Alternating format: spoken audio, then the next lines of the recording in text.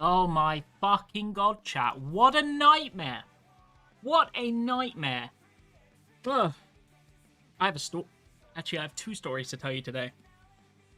Sorry if I'm like hiccuping. I got home like 2 minutes, I'd say 4 minutes before I started stream. And then I immediately hit go live as soon as I booted the PC. I threw a sausage roll in the air fryer, inhaled it in the last 2 minutes, and here we are. What a nightmare. Do I have a story for you? Okay, it's not even a good story, but we'll go over to mainstream, and then we'll yap a bit. If you want to come for some Occult Crescent chat, I will be putting up a PF with no password.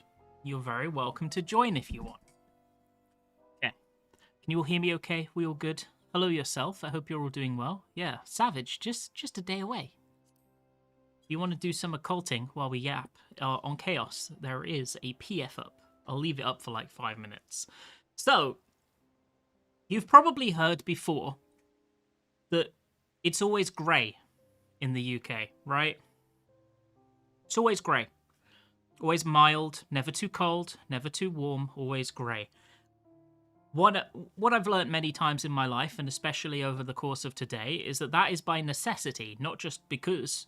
Because yesterday it snowed for the first time in like 2 years in the UK, right? It snowed. Now, those of you in Finland or other countries that may be more used to snow might think, oh great, snow.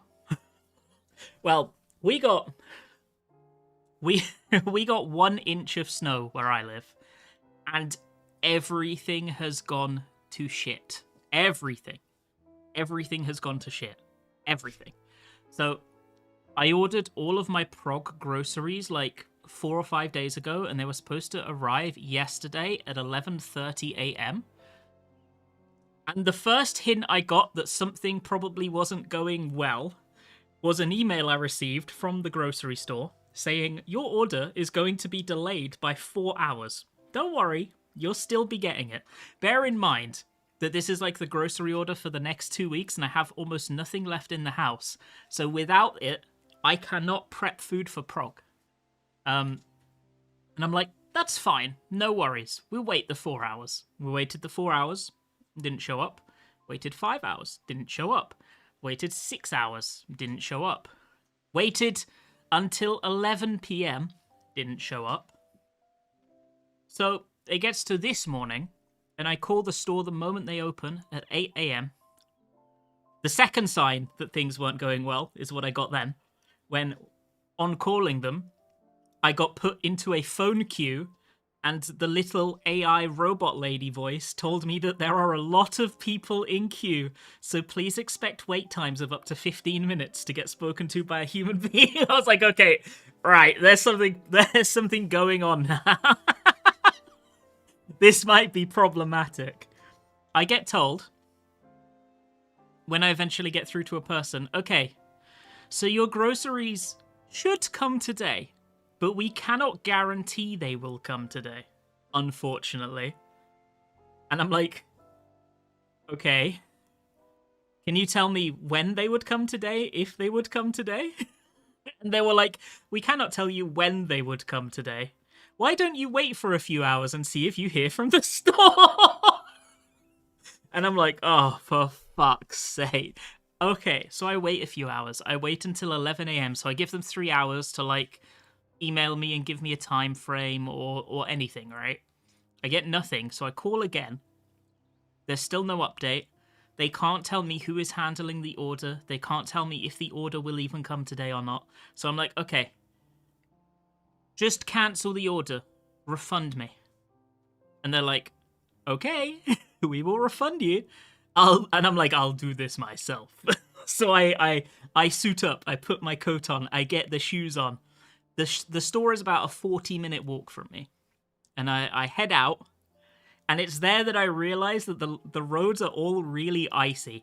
So we don't really have deep snow in the UK, but one thing we have is black ice, which is not a racist term, I hope. At least that's what they call it here, which is like invisible ice, you know, like the ice that you can't see, so it's really dangerous on the roads because it's super slippy and you don't have any warning. We get that really bad here. So I walk to the store. It takes about 50 to 60 minutes. It takes longer than normal, but it's not bad. I get to the store, everything's fine. I get all of the groceries for the next few weeks because I'm a little fucking demon. I'm like, yeah, I'll treat myself. I'll get a few extra things. Now that I've gone to all the effort to go in the store and I'm hungry, it was Morrison's. Yeah, Morrison's. So I ended up spending a little bit more than I normally would on a shop. I got some bits and pieces. It was nice. I walk out of the store with my 4 exceptionally heavy bags. Usually, I would be fine to walk home because I wouldn't buy this much. But then I realise I've bought so much stuff that I can't carry all this 40 minutes home. Or more like 60 minutes home because of the ice and I have to walk slowly. So I'm like, okay, I'll get a taxi. There are no taxis. Not because the taxis are busy, but because all of the taxi companies have decided to take 2 days off because of the ice. So, no taxi. I'm like, okay, fuck, right. I'll take a bus. And eventually, I managed to get a bus to the city centre from the shop that I'm at, which takes about 30 minutes to achieve. Normally it would take 5 or 10, but all the buses are delayed by 15 minutes. All of them. Morrison's as nice as Waitrose and M&S? No, it's like in between Asda and those, I would say. Like slap bang in the middle. So it takes me about 30 minutes to get to the town centre, and then I go to find the bus that will take me near where my apartment is, right? I finally find the bus. And they tell me, so, unfortunately, the bus is working, but all of the stops are cancelled. All we do now is go to the end of the line and back because of the ice. And the end of the line is still a 15-minute odd walk from my apartment, so I have to fucking struggle. And eventually, I get home at 1:59 p.m., which is why I was telling you guys I would be late, because I had to put all the groceries away after getting home and then boot the PC and set up stream and go live. That's why I'm late, so sorry about that. But I have my prog groceries, which is why today's stream might be a bit short. Because I need to prep all of my meal prep now. If no one else is joining, I guess if you want to join for Occult Crescent, speak now or forever hold your peace and we will queue in. So, well, basically the only 2 stores I have access to locally are Morrison's and Asda, right? And the reason that I go to Morrison's over Asda is because Asda's fruit are fucking shit. They are literally trashed here. They're horrific. I spit at Asda's fruit. They're horrible. But Morrison's does nice, fresh fruit. They do bananas that are fit for human consumption and aren't going moldy within 2 hours or never ripen. They do nice, juicy oranges. So that's why I went to Morrison's, because I eat a lot of fruit during prog. You have pots and food ready for it? For prog, I have 238 food and 780 potions and 480 super ethers. You have Aldi's? Not near me. No.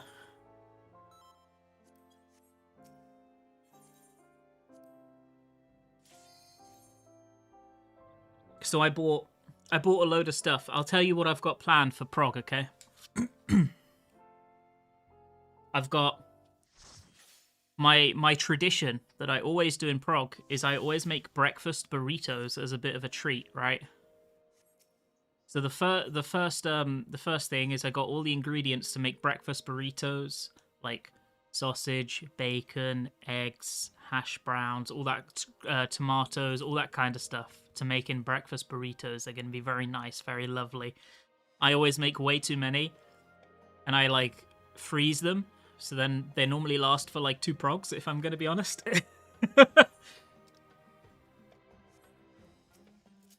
But that's exciting. I'm going to be making those as soon as prog is over. And then I also got all the stuff to make, like... Is it really healthy? I suppose it's kind of healthy. Oh, this is scaled crazy high. I got all the stuff to make, like, chicken and vegetable stir-fries. And I've decided that the plan is...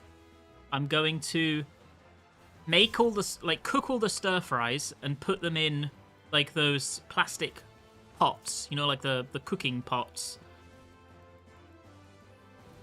And then, during prog, I can empty out the contents of one of them either into an air fryer or a microwave, because they're already cooked, so it doesn't matter which one. And just have a meal ready in 5-10 minutes. That's like vegetables and meat. Good, right? Because in prog, I don't like eating heavy meals. I think eating heavy meals in prog is a terrible fucking idea. So I don't do it. So I try and eat like as few carbs as possible during prog. So I figure that's good, right? And then I also bought some, I bought dried fruit. I bought fresh fruit. I bought yogurt and granola. Special granola because it's prog. I got like, what is it I got? It was like chocolate and nut granola. It looks nice. It's a special treat. Do you microwave reheat your prog food? Either microwave or air fryer. It depends on how much time I have. If we've got like a 5-minute or less break, I'll microwave it. If we've got longer, I'll air fry it. So I've got all that stuff sorted. My god.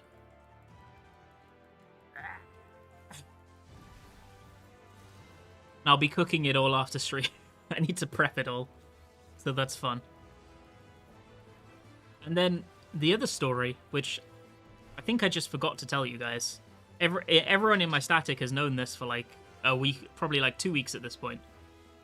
We actually have a fairly strict timer on prog this time around, unfortunately. So one of the people in our group, he's at uni, right? He's a university student. And unfortunately, what he discovered was that he might be able to... Okay, this isn't unfortunately yet. It becomes unfortunately. He might be able to become a student of like a secondary course that he really wants to do. I think it's physics, right? He's studying maths and he wants to do physics as well. And it's hard to get places on that secondary course, but he can get one pending getting good results from all of his exams in about 3 weeks. And that was all. That sounds all fine and good, but there's a problem. He has an exam on Thursday that he was planning to skip and do the retake for so that it doesn't fuck prog. But now, because he needs to have passed all his exams in the next 3 weeks in order to get on that special course, he has to attend the exam. So we have until Thursday before everything is a bit fucked.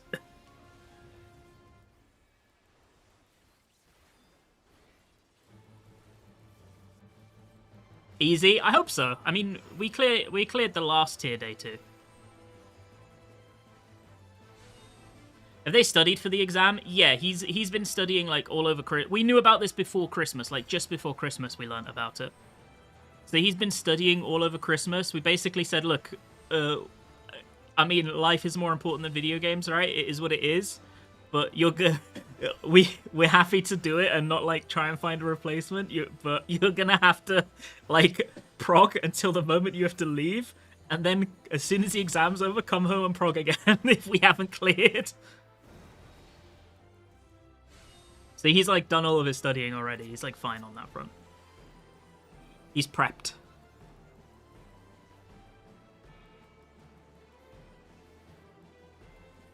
So For those who have been around a long time,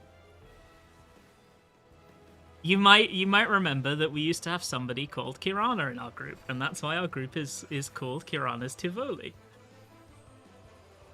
And whilst our melee DPS is at his exam, Kirana will be subbing for us. Even though he hasn't played the game since Fru. Kirana's our sub. So that we can practice during like the 4 hours he's at an exam. You change your group name? No, same group name. Since I don't know when. Since Shadowbringers, at least. We haven't changed. We made Lonf do the doe eyes. Like the Kirana. So now Kirana has agreed to... He's been capping his tomes for the last few weeks and everything, and he's agreed to sub for us on Thursday if needed for like 4 hours of... It'll be 12 at that point, right? I mean, hopefully we kill it on Wednesday. That would be good. But just in case, yeah.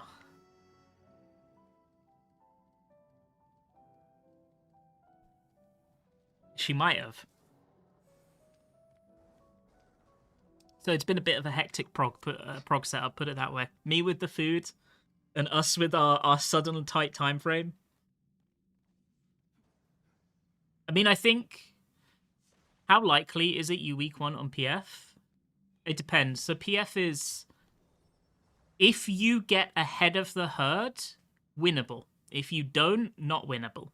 Basically, you want to come out the gate blasting, and you need the first 2 turns down, like, quick. Like, by, like, day 2. If you get stuck in the first turns by, like, midweek, you're going to be stuck with... How do I say it? Less confident players.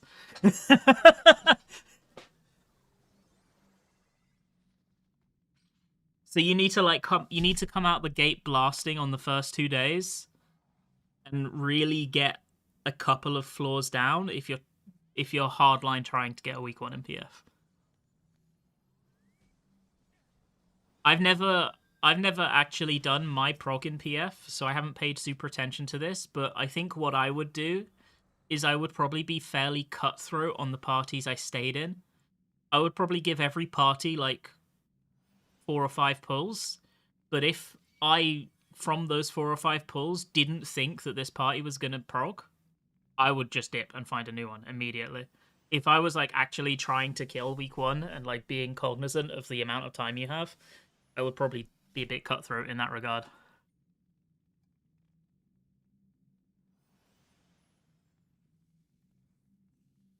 I think you kind of have to, because obviously PF is a very mixed bag.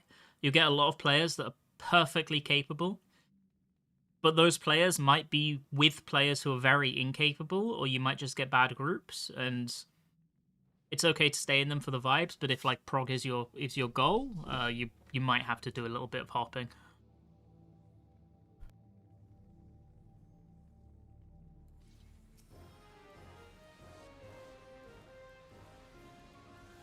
Little bit of hopping.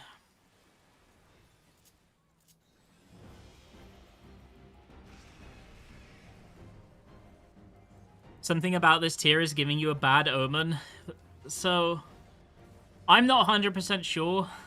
3rd tiers are normally the hardest. Well, 3rd tiers normally take the longest. I don't necessarily think they're the hardest. They're normally designed in such a way that they take a bit more time.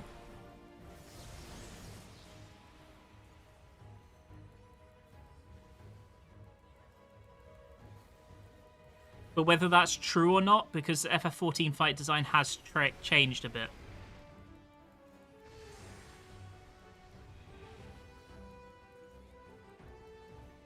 So I'm not really sure.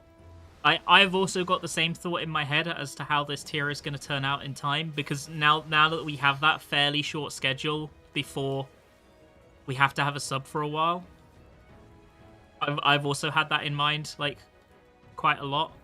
Because, so, like, for context, we killed Cruiserweight day 2, right? But if the tier is one that is designed to take longer than Cruiserweight, then it'll probably take us to day 3, which is not good. Because then we're right in the territory of needing to have the sub. Because the ideal is that we kill before he has to go to his exam, right? Because even though Kirana is very quick at learning mechanics, it will still be an adjustment period.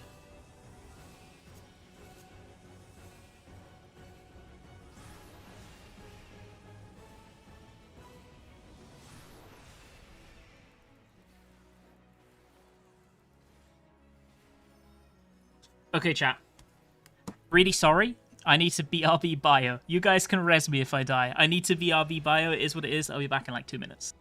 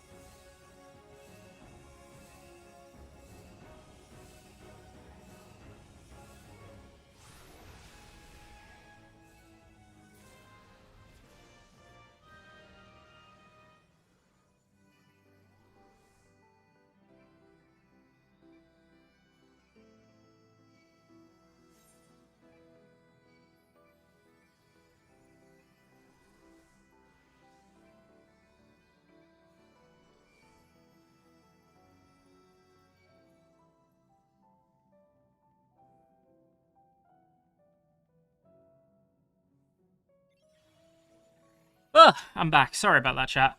I have a stomach disease, so when I gotta go, I gotta go. It is what it is.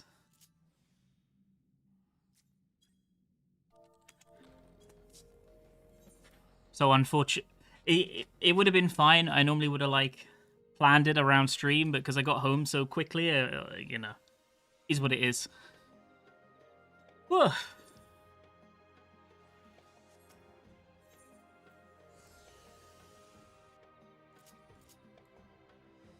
He cleared P9S day 2, cleared P11S on Sunday, and then had to go on a 3-week vacation. I think having like at least half of the week to work on the final turn is kind of necessary to get a week 1 in PF. Like if you're clearing 3rd turn, like day 3, 4 at the latest, I think you're on like good pace to be able to clear the tier if you're lucky with groups. Obviously, there is a lot of luck to clearing with PF week 1. I think if it's hitting day 5 and you haven't cleared 3 yet, you'd have to get really lucky, you know. Hey, Huopa, thank you very much. I'm excited for prog. I'm really excited. Stomach does that as well. Yeah, it sucks. Like normally I plan around it. Like if I'm doing something like stream or if I'm doing prog, I try and like limit what I eat or be careful to lower the chances of stuff happening. But I was hungry and I spent all morning dealing with that nightmare, so I ate right as stream was starting, which was a bit stupid.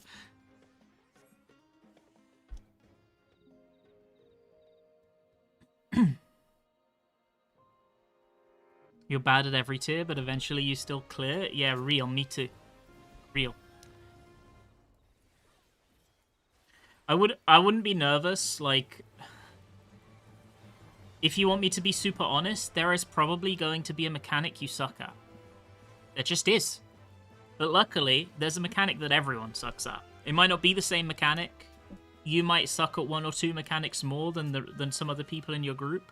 But realistically, everyone will run into something that they suck at and they really need to work on. And any respectable group, or even any respectable PF, is much more likely to succeed if they are aware of that, and the way that somebody reacts to struggling with something is what they focus on, rather than whether they struggle in the first place. Like, if somebody struggles with something and they take it on the chin and they don't have an ego about it, and they're like, so can you guys like tell me how you think about this, how you work through it in your head, so I can copy that and see if it works, stuff like that. That's like a good way to deal with it. That's what we do. Good morning yourself, Wolf.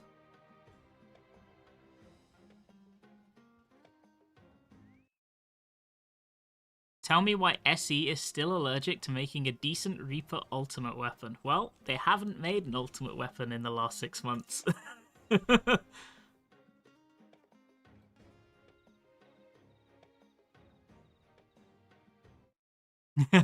Okay, you're anyone who's... So, we actually have Citrona back. Citrona has returned. In the twist of the century, Citrona returned. We had to drop a player, one of the newer players, due to personal issues. So I asked Citrona very nicely, because he was planning on 9th manning instead of progging, right? I asked Citrona very nicely if he would sit back in the prog seat, and he was like, you know what? Yeah. So he's playing again. Raldis still quit, but...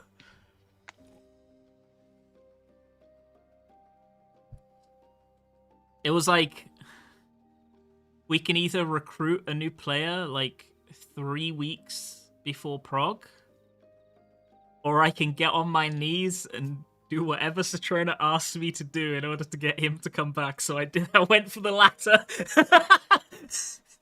so he's progging with us again. He was actually... I didn't expect it to be as easy as it was, because I thought he would be really against it, but he was actually like, let me think about it, and then the next day he was like, yeah, I'm up.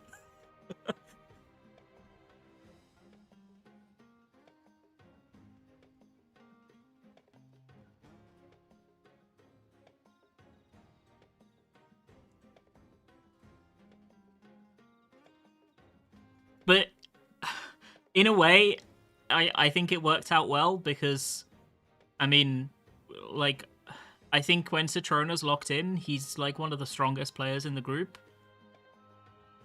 So, I mean, he's like definitely not a downgrade from anyone, in my opinion, you know? You know what I mean? So I think that we didn't lose out anything from having to make a late change, because we got someone that we know is good and we know fits well with the group and everything, so... It was a huge stress relief. What about when they're not locked in? Oh, he's locked in prog.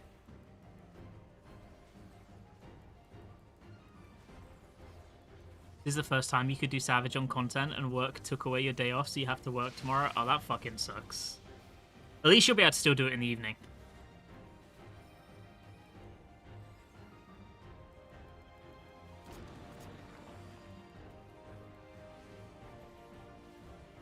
I'm really excited for prog this time around. I feel like our group is good individual skill-wise. I'm trying to compare it to versus other iterations. It's definitely one of our strongest versions of the group, individual skill-wise. But obviously we also have like a handful of new members, so we'll just have to see how it is in prog, because we haven't progged with a few of them before.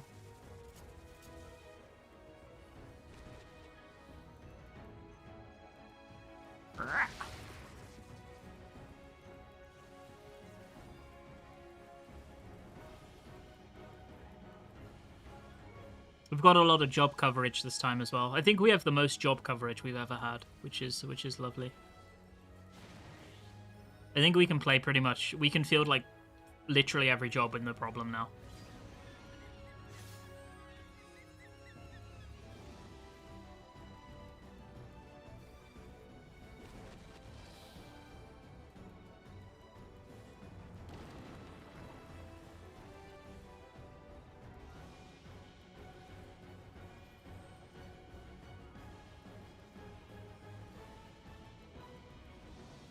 I'm excited.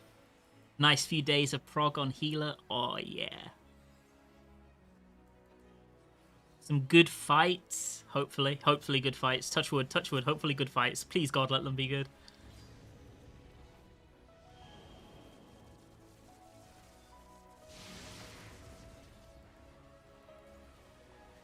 Whoop.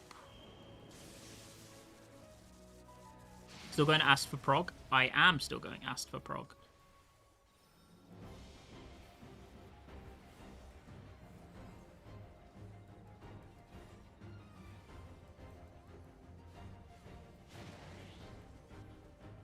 I've seen how do we say it? I've seen a lot of people saying that White Mage is doing more damage than Astro, but the sources they are using for this are, how do we say it? Very bad sources, I think is the good way to say it nicely. They're very bad sources. And unfortunately, they don't give a real picture of the job balance. Astro is still better than White Mage in most situations.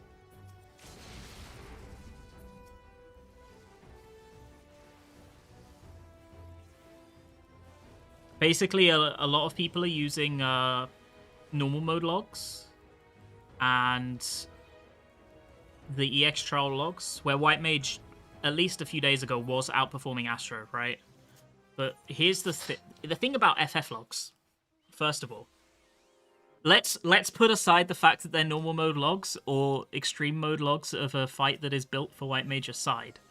FF logs is difficult to use as a good metric of raid buff jobs in an environment with 8 capable players and a good comp. They don't work as a metric for that. So often you get a lot of jobs that are really undervalued on FF logs if you just read logs and nothing else.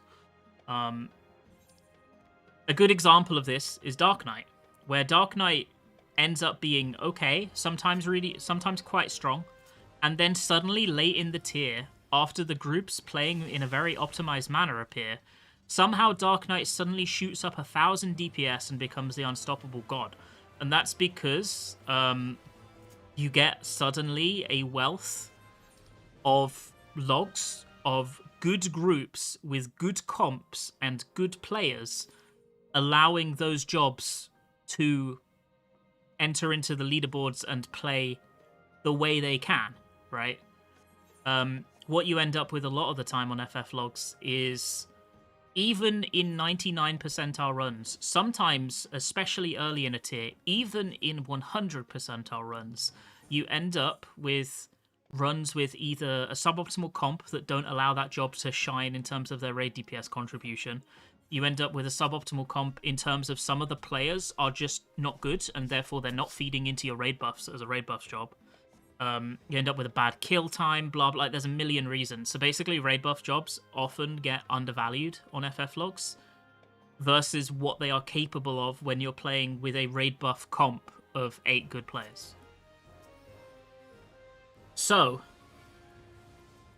with the fact of the logs they are reading aside, Astro is currently being undervalued if we are using current fights as like a metric for capability. And it will go up in a few weeks when Savage comes out and people clear and start optimizing. It will go up quite a lot. But aside from that, normal mode's also a really bad metric, because even at the 99th percentile, you have players that aren't even doing their rotation correctly. Trust me, I've got 99 percentile runs on healer where I literally AFK for 30 seconds straight on normal mode. Like, you can't even use like the 99th percentile as a metric for even playing the job right on normal mode. So it's basically, what I'm saying is the only way you can really get a metric of the way that jobs are functioning right now in current patch is to run the numbers yourself, right? Luckily for us, we didn't have to run the numbers ourselves because we have access to another group's analytics for their like job potency stuff. So we just use that. But basically, you have to run the numbers yourself early in the tier if you want like a real picture of how good a job is. And based on that group's simulations, Astro's quite a lot ahead, like a lot ahead.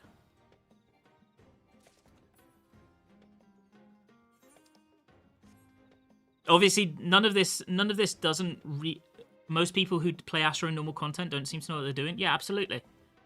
Like 100%. Really, this is only a thing that you would even consider for the 4th turn, right? We had to talk about that in our group because we highly considered taking White Mage for floor 1 and 2.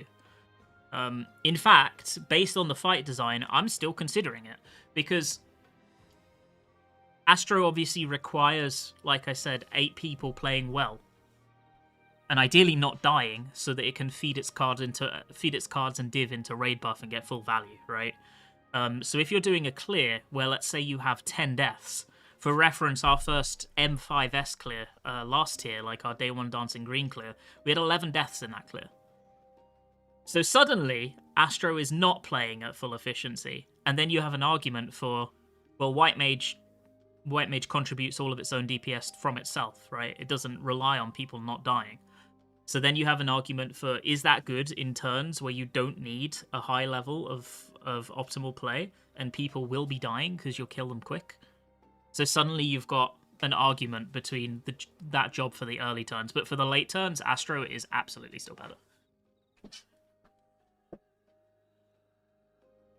I think for turn 9 and 10, I'm kind of going to play it by ear. Like, how I'm just going to do it by feel, basically. I'll go in on Astro. If I feel like this would be a good White Mage fight, I'll swap to White Mage. Because White Mage is good right now, don't get me wrong. It's a huge buff that they received. But Astro's still better.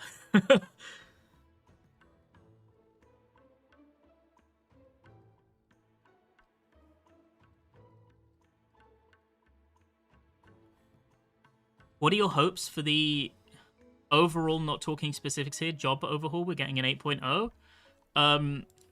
Pretty simple.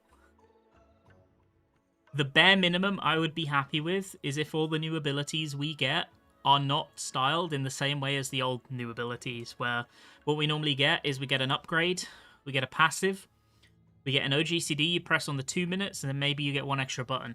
I do not want that. I would not be happy with that. I would like more skills that have situational usages and more skills that have a level of risk reward. What I would love more than that, although I think is less likely, is for them to think about the entire job from start to finish and think about how they can sprinkle in those things into the old abilities as well. I think that the base level of the way rotations work in this game right now is actually pretty good. But what I want is more micro optimization that gain you like 5 to 10% damage. Because that means that both people win, right? People who like want to casually play the game and have fun, they can still do that. They aren't suddenly playing like giga complex jobs or anything like that. But then if you want to delve beneath the surface and play slightly deeper jobs, you have a ton of avenues to express your knowledge in that job. Which, for reference, what I'm referring to is basically Stormblood job design, but with the flashiness of today. That's what that's what I would like. More 6-sided stars, less solar... Yes, exactly. Kind of stuff. I don't need them to change what already exists extensively, but I want new things and new avenues based on the old skills a little bit. That's what I would love. But even if it was only new things, I would still take it as a dub.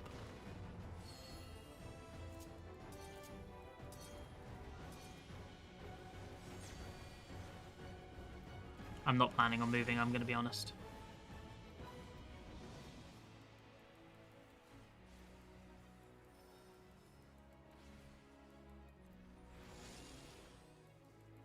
Like, I also have a copium answer if you want, but I think the copium answer is never going to happen. I want them to bring back the. Let me move this real quick.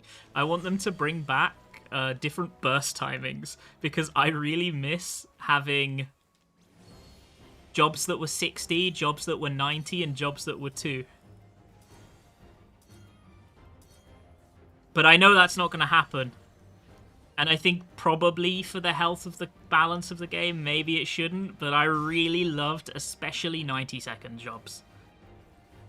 Because what you would often get is you'd have like 1 or 2 weird fights like every couple of tiers that would line up really well for 90-second jobs, and then suddenly the meta would like reverse in those fights, and I thought that was really cool. Like, there would be the occasional fight where 90-second jobs would shine so heavily, and you'd just be like, oh, fuck. Suddenly these jobs are really good, and I like that.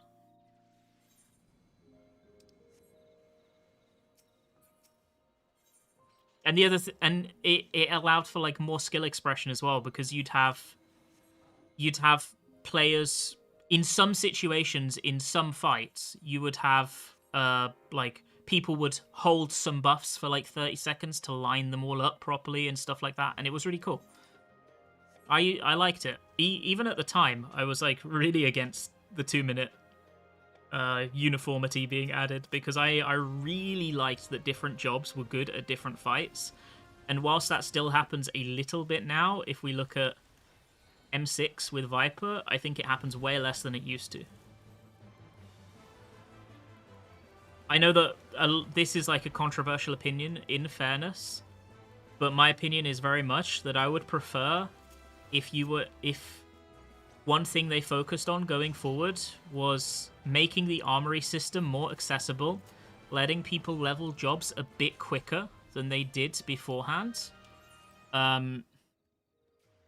making it faster to gear alternative jobs, and then being okay with the fact that some jobs are just going to be better in some fights than others, and leaning into that fact.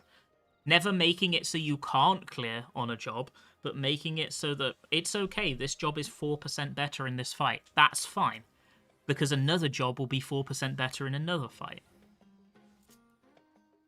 FF14 checks are like never tight enough that you need a perfect comp. Like, even Abyssos, which was famed for having a tight DPS check, you could clear with a pretty average comp week 1. As long as you didn't take, like, literally the worst comp, you know?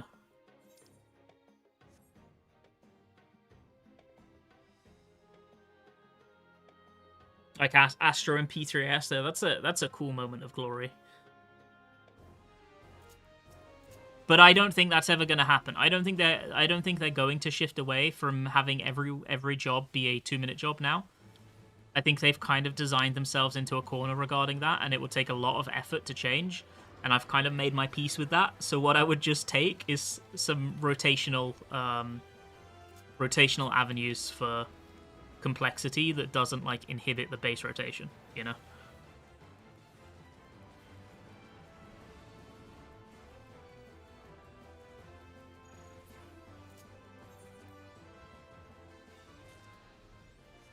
What about Picto in Fruit? Well, the problem with Picto was that it was good in everything, right? Until they took its kneecaps out a little bit. Picto was just good in everything. It was like the best in everything, right? Until Black Mage got a handful of buffs and Picto got a little bit of a nerf. Now it's okay.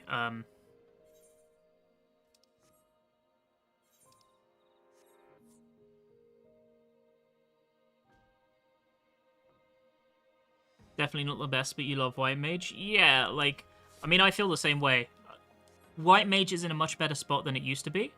I actually think that White Mage is in the most viable situation it has been for hardcore progression since Shadowbringers. I think White Mage is better than it was for all of Endwalker and all of Dawntrail so far. So I wouldn't feel bad about going White Mage if I were you. Like, the difference is, like, how much is 1k DPS percentage-wise nowadays on healer? Let's see. Between, like a perfect run on Astro versus White Mage is, like, 1k DPS with a good comp. Let's see. How much is healer doing nowadays?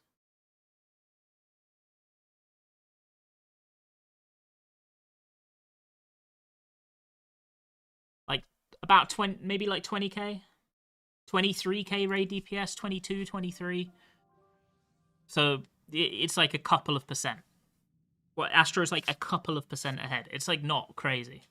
White Mage isn't a bad pick. It's just if you're trying to like crazy min-max, Astro's a bit ahead. Astro also has the benefit of having neutral sect, right? So it can deliver more shielding. And I've always of the opinion that straight mitt and shielding is more valuable than healing in prog. And the only reason double shield isn't good is because you still need throughput and you don't want to have to coordinate as much in prog. Otherwise, double shield would just be the best for everything. If the rest of your team sucks, White Mage might be preferred. I would go as far as to say if the rest of your team isn't good, White Mage almost certainly would be preferred. You need a good team for Astro to get full value. And because the difference between them is, I would say, like halved or maybe even cut in third, you need like at least a decent party for Astro to be like pushing numbers, you know.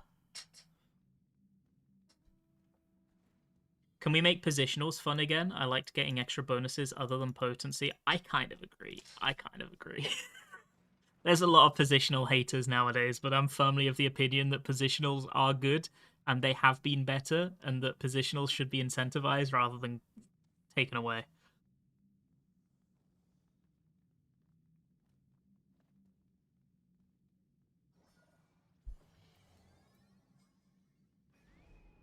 Because it's like, what's Melee going to do if they have no positionals?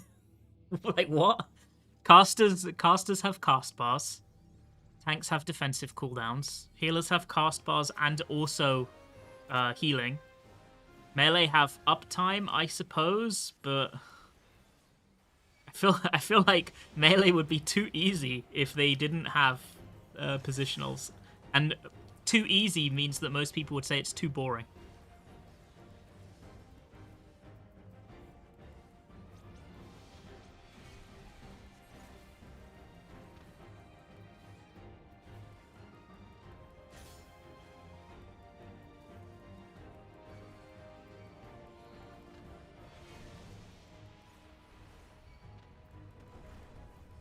Okay, that is nowhere near as big as I thought it was.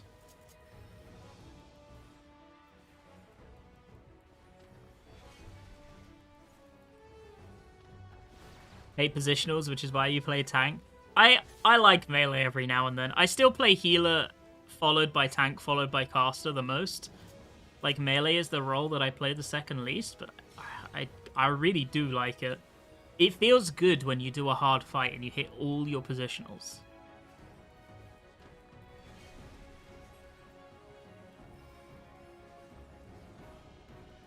I have no intention of doing this mechanic.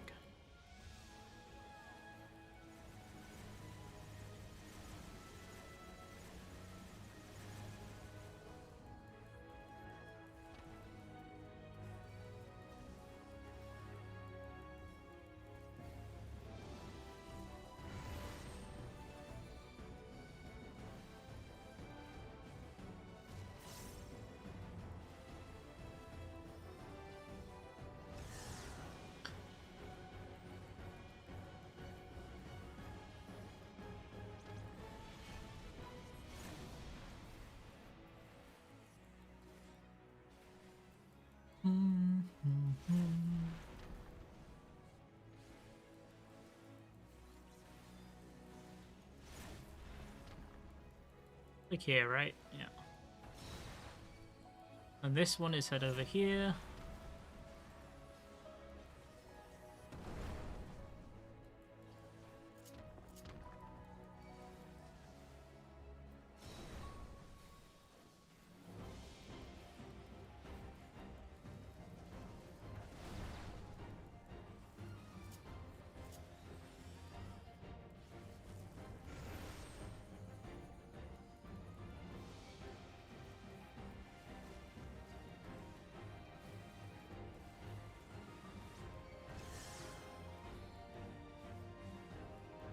Come on.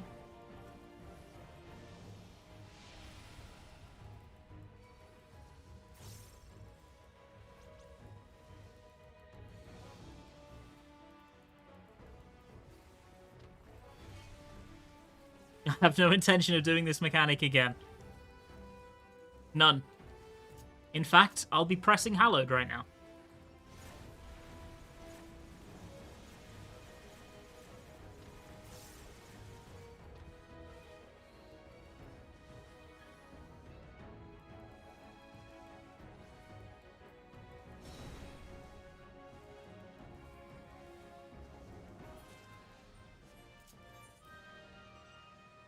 It would be, imagine if there was an incentive to do the mechanic. That's crazy.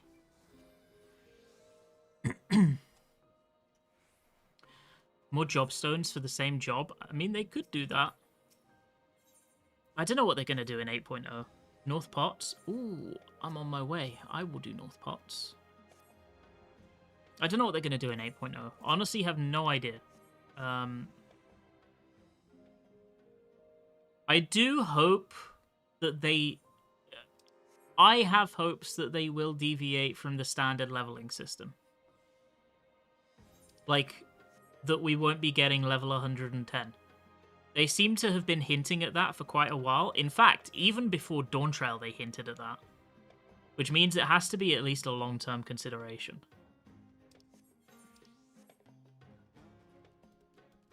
Even, I remember, even at Media Tour he said that.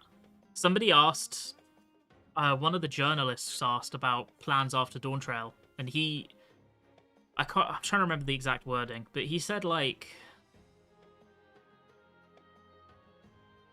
it wasn't 100% guaranteed that we would be getting level 110 next.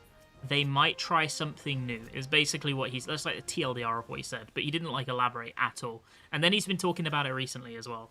Yoshida, that is. He being Yoshida. So, like, it's something that they've at least been talking about internally for, like, 2 or 3 years at this point.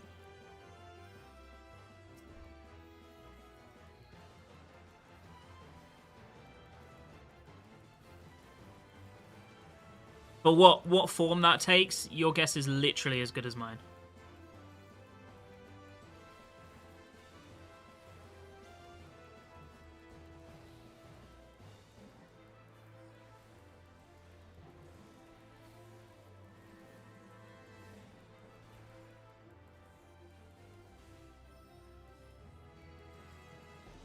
I suppose one more patch and we'll find out, eh? Like 4 or 5 months.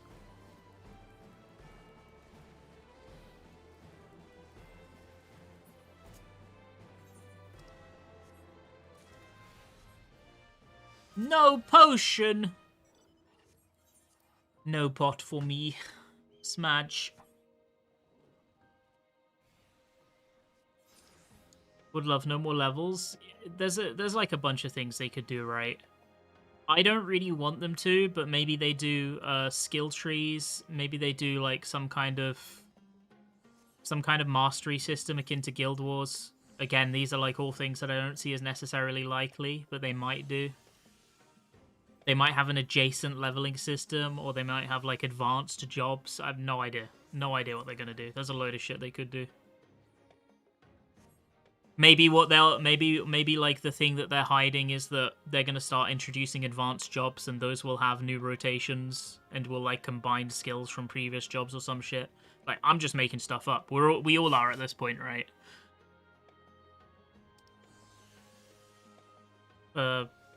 On the plus side, if they are doing something new with leveling, it is big enough that they would announce it at one of the fan fests. I feel like one of the fan fests is obviously going to get the announcement that they're expanding character creator, right? Like, we know that's happening. Okay, quote unquote, we know that they've like spoken about that so many times that it's basically certain at this point that character creator is getting expanded in 8.0. That's definitely getting announced at one of the fan fests. Whatever changes they decide to do to jobs or leveling, be them small or big, will also get announced at a fan fest, and then it'll be like the expansion name, the 3 cuts of the trailer, blah blah blah, all that stuff.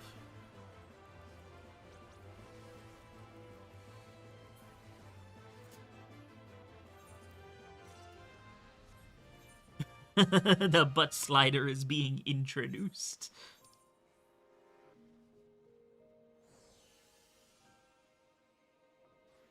Cross region travel worries me.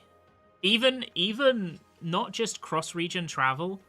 I think like the more pressing issue to me is region wide party finder or region wide duty access. I think that is a more pressing issue to me. And that's also one that they've spoken about. But we haven't had any update since Dawntrail came out, and and I really want to hear if it's something that they're doing or not.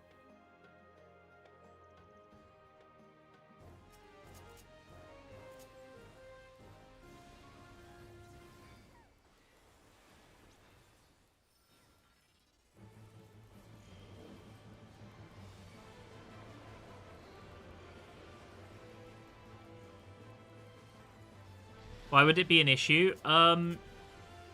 Okay, bear in mind, this is like somewhat third-party whispers, so this is just my understanding on the issue. I know that Mioni and Shenpai interviewed Yoshi P at the last media tour, and that was one of the questions that was asked. I wasn't in the interview, but I know there is a recording of the interview on YouTube, and you can watch it if you want, and they asked him about region-wide party finder, specifically. And the TLDR of what he said is it would be hard, but not necessarily impossible. If it was something they could do, expect a time frame of like 1 to 2 years rather than a couple of months. He will look into it, is pretty much what he said. If you want like the exact wording, you can go watch that video on one of their channels. I'm sure it exists somewhere publicly. But that's like the TLDR of what he said, that like it was something that he would personally look into, but if it happened, it would take years, not months. And then we've heard nothing ever since. And at this point, it's been like a year and a half, so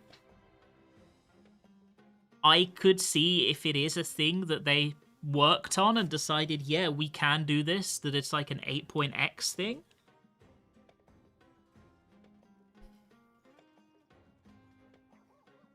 First need cross DCPF. Yeah, exactly, right? We need region-wide PF. So we need EU Party Finder, we need NA Party Finder kind of thing, right? Basically, the optional merging of Chaos and Light PF. You should be able to list your Party Finder on Chaos or Light or both.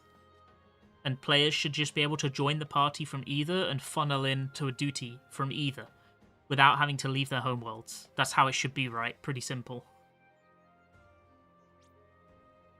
That would immediately do a lot to alleviate a lot of the issues that players are having, especially on NA. NA has it worse, where they're having, like, login queue issues with, I think it's Aether, right? Aether is where people PF. I don't play on NA, so I might be wrong there. But I know that people have login queue issues on Aether, especially coming off a new patch. On Chaos and Light, it's not as bad. We just don't have as many players. But Chaos PF doesn't really exist anymore. If you want a Party Finder, you have to go to Light. Just how it is now.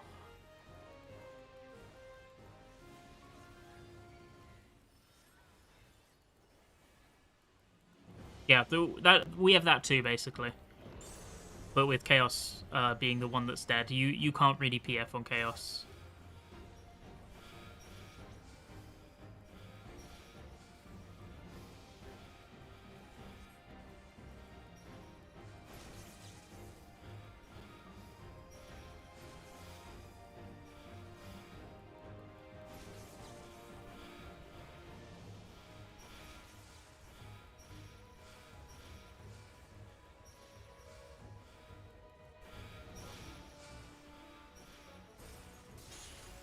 Uh-oh. He's unjailed! Oh, wait, I don't think I've ever seen him get unjailed. What happens? Nothing?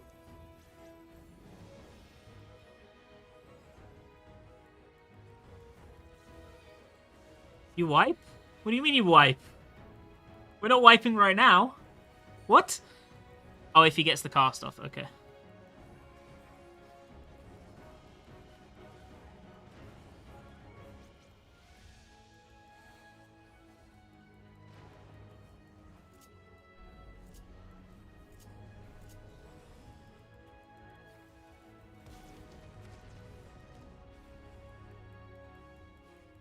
Managed to fill and clear a COD chaotic clear party at Chaos last night. That is crazy.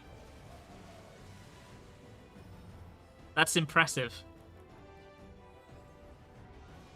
I filled a UCOD PF in Chaos, like, this year. But the problem is there was, like, 5 of us pre-made.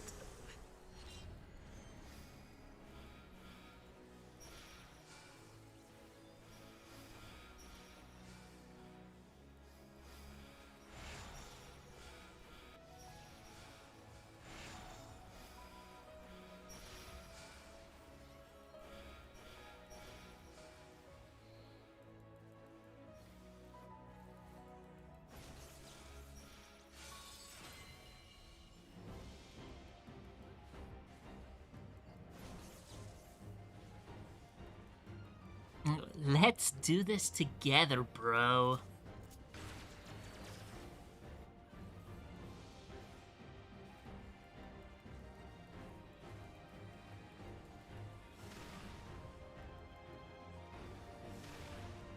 Is it gay to share a H-bar with your homie? Damn, I hope so.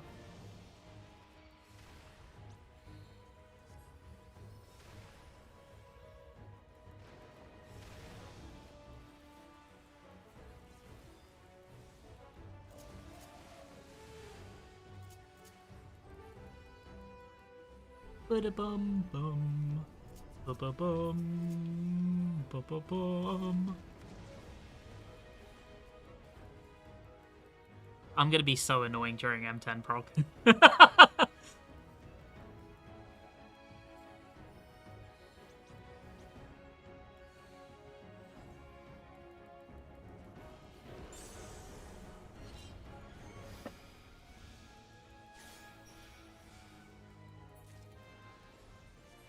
When I hit him with the let's do this together, bro, and they can't tell me to shut the fuck up. Oh, it's peak. It's peak, I tell you. Okay, can we even do this one? Yeah, there's nobody here. Maybe not now, I've misclicked. I'm gonna miss Arcadian. I think I'm quickly realizing that Arcadian has been probably my favorite raid tier since Omega. Maybe even since Alexander.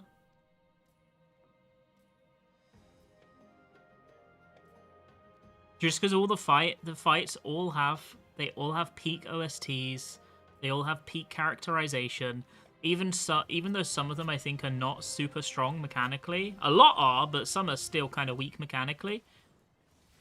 I think they have like so much character that they're just really fucking fun to be in anyway. I'm gonna miss it.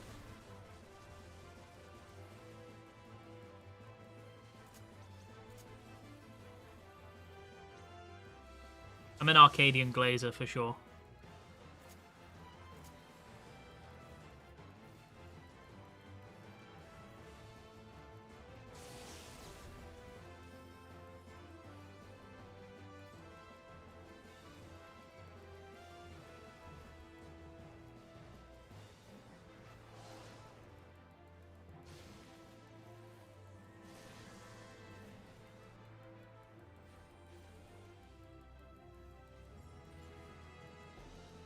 I firmly believe that Arcadian, and I say this like in full honesty, I think Arcadian is by far the best part of Dawntrail for me.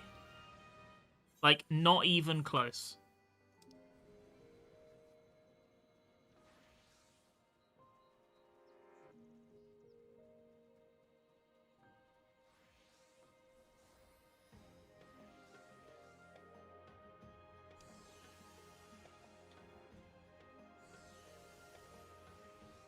How many hours will take till the raid tier is defeated? Depends. I would expect World First to happen early to mid day 2. That would be my expectation. If it's a hard final tier, maybe late day 2. I hope my group can kill day 2. If it's a hard raid tier, maybe 3. I don't know.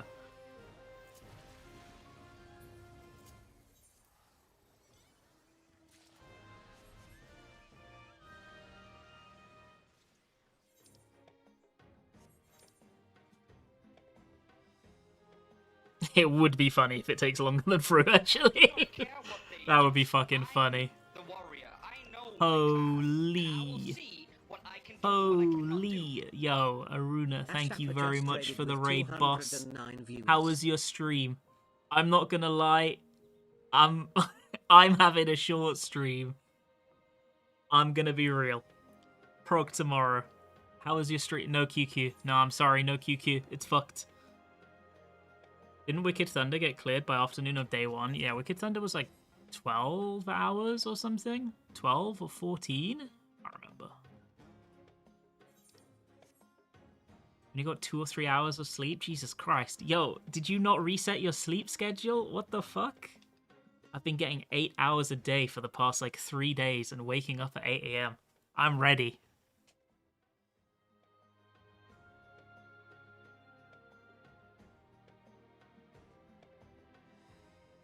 Stayed up to finish your batch. Oh my fucking god. Well, congratulations on finishing it, question mark. Did you get it in time? Jesus fucking Christ. Please say you got it in time. Holy shit. Pretty good day for it to be done, huh? Day before Savage drops. Your sleep schedule's fucked up. Oh, no, I was actually worried I wouldn't be able to fix my sleep schedule for Prog. I was genuinely concerned. But luckily today it seems great. The last like 2 days I've been exhausted because I'm used to waking up at I'm used to waking up at like 11 AM or some shit and sleeping at like 4 or 5 AM. Which is bad, I know. I admit that, but can't do that for Prog. So I've been going to bed at midnight even if I'm not tired, and then waking up at 8 AM even if I'm not tired.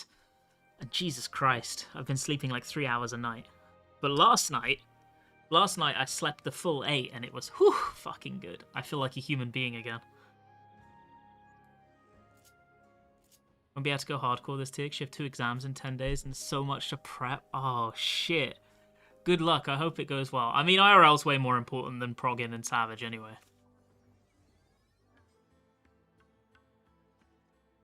I had to raw dog last night. Yeah, I had to take a nap 2 days ago when I started fixing my sleep as well.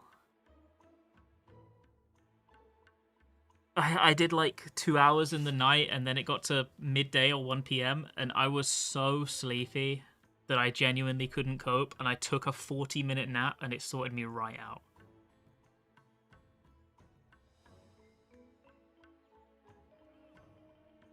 I'm actually so excited to PF this tier, man.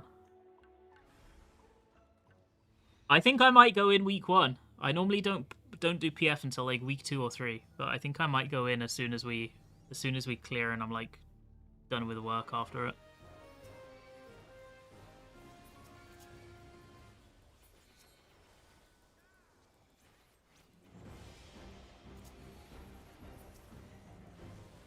You're not doing splits? We are, but I do have 3 characters that are ready to raid. On EU, at least. I don't know why I'm saying EU as if I've got fucking other characters ready to raid on NA. I don't. I've got 3 characters ready to raid, full stop.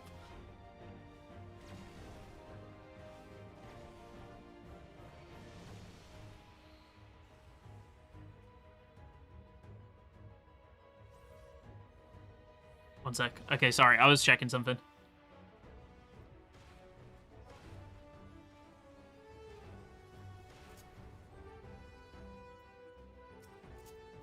Open to our plans on JP. Oh, nobody told you? Might be, man. Might be. We actually just wanted to wait and see if you'd be silly enough to level up and gear a character on JP, Pepelov.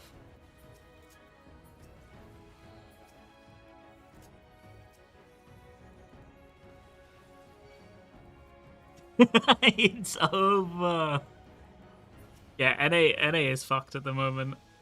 I wonder what NA groups are going to do. Are they going to OCE to raid?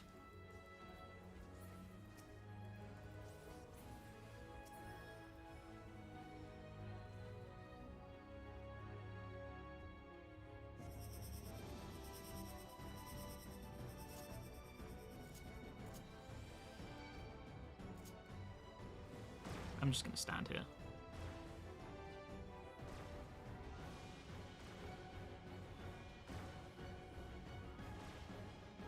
Are NA servers attacked? Well, my understanding is that NA servers are practically always being attacked at the moment. And the days that they get without a DDoS is a good day to be an NA gamer.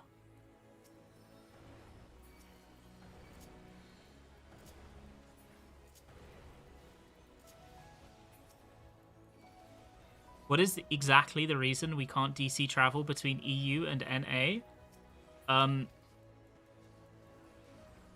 Imagine a picture of Yoshida grimacing and going, Muzukashi. There you go, that's the reason.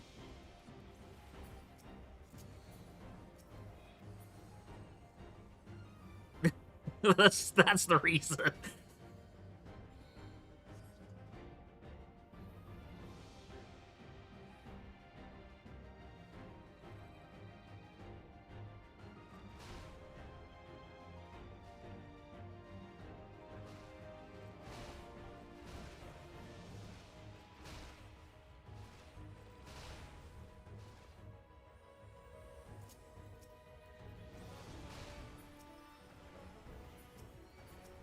Oh my fucking god, you just got nuked.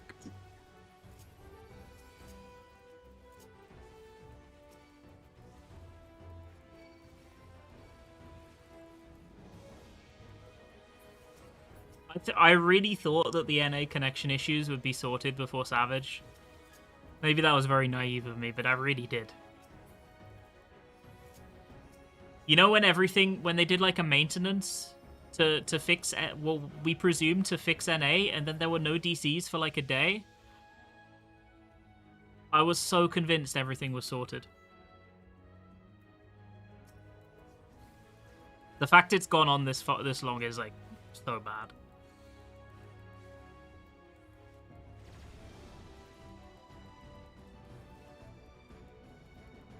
Imagine getting DDoS on your clear pull. I bet half of the fucking NA players don't have to imagine. I bet they don't have to imagine. I bet that's just life now.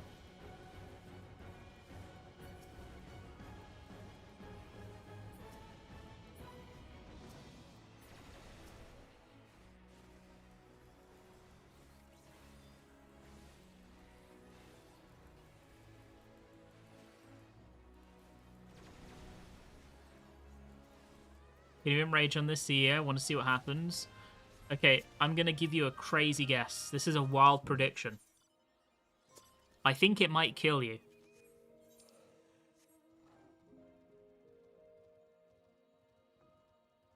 You'll do a raid wide, and everyone will die.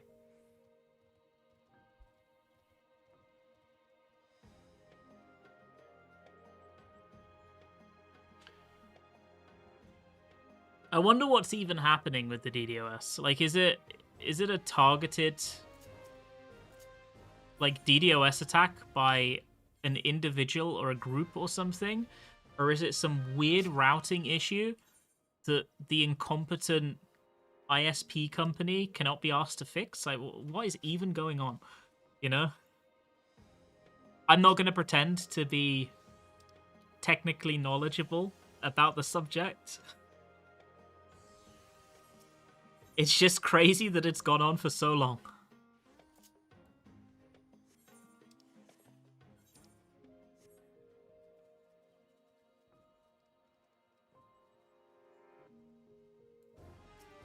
I would totally believe that it's just the ISP. I'm firmly of the opinion that ISP companies are evil and probably deserve to be publicly flogged. So this would feed into my theory. I'm gonna be real. It feeds into everything. Trinity Lovefall just subscribed with Prime. Yo, Trinity, thank you so much for the Prime. Thank you very much. Very kind thing to do. I appreciate it. Thank you.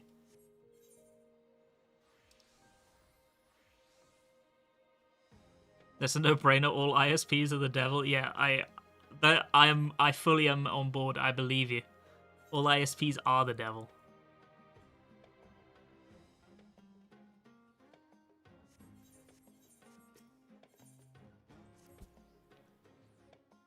You would think, again, maybe naive of me, you would think a company as large as Square Enix would have some kind of influence on whether their ISP is able to run the fucking game or not.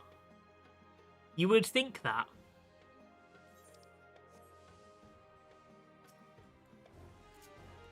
Multi-dollar company indeed.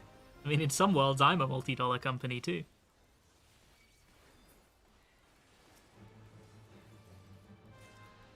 What healer are you playing tomorrow? I'm going in on Astro. We'll see if there's any value for White Mage. Right now, I still think Astro's the pick, though. I think there's more of an argument for White Mage in early turns than the late ones. But we'll see.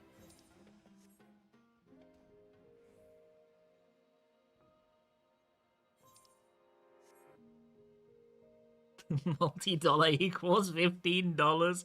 Well, I mean, based off their sales reports, maybe, huh?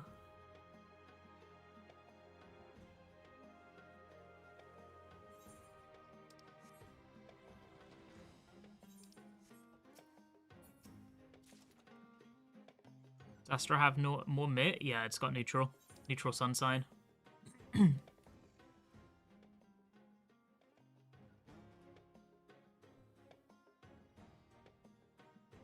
What's the odds M9 opens with auto raid wide? I mean, it could be auto buster, or it could be auto raid wide buster.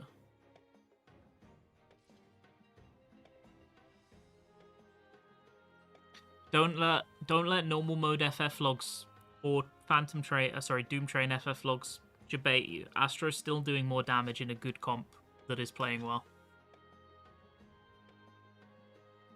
But obviously, a good comp that is playing well isn't really the case in early turns, because you're going to have like 10 deaths in an early turn clear.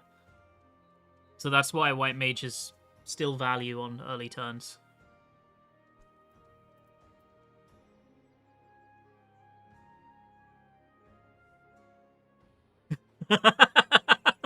Yeah, I did see the start of the video. People are talking about, yeah, don't let the normal mode logs debate you.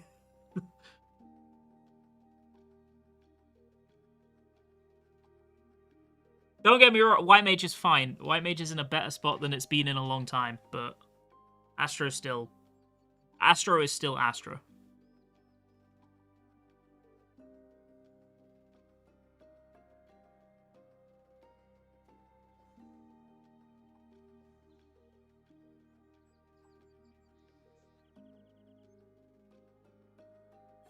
Oh, everyone's doing pots. I think I'll do this. I'm trying to level Phantom Jobs. I don't really care that much about bots. We're running double Rescaster anyway, so mana is probably going to be slightly less of an issue.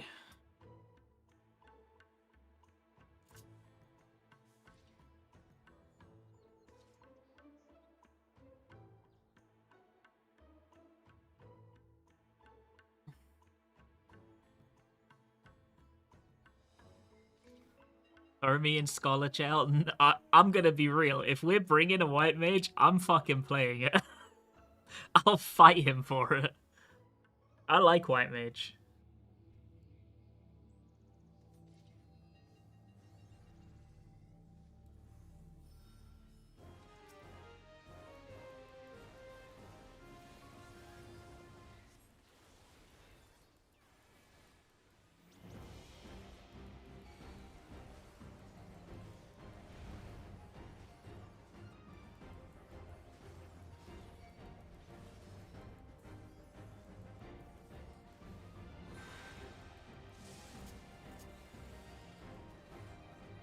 I think the thing about comp that surprised us a little bit, although in hindsight maybe it shouldn't have surprised us, was that Bard was as insanely strong as it is. We thought there would be more of a fight with Dancer, but Bard is really good right now.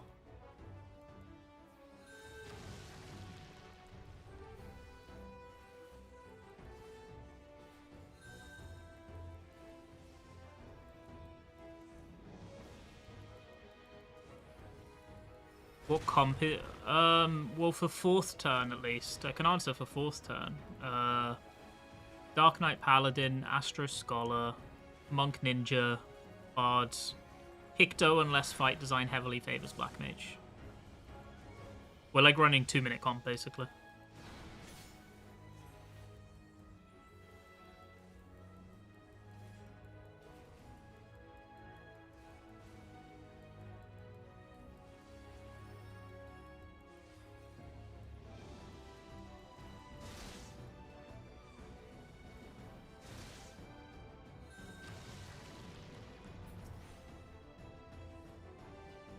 You kidding me? That's still... Oh, it's because I had sprint on. That's why it's still too far. Okay.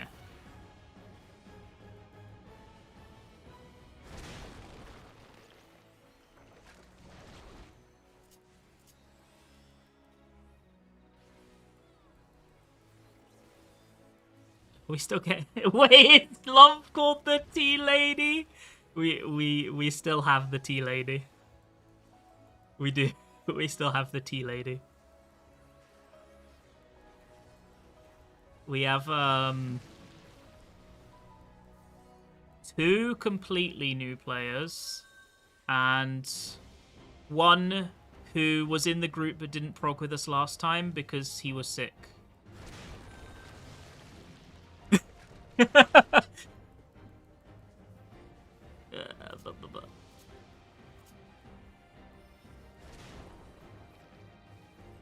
for Cruiserweight we had like a last minute sub, right?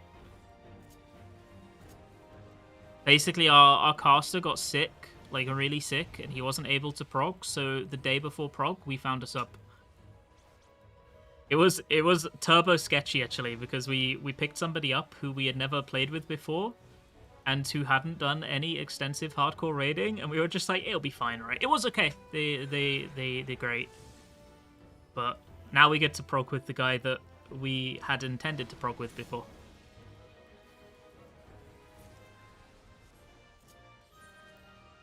Is that Jane microwave tea?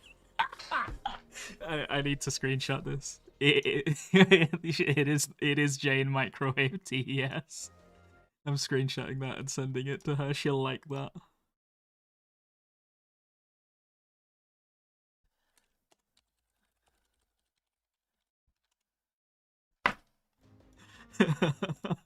She'll enjoy that a lot. We head down here. Attacker's ears okay this time? Yeah, we've banned him from leaving the house so that he can't get sick right before prog.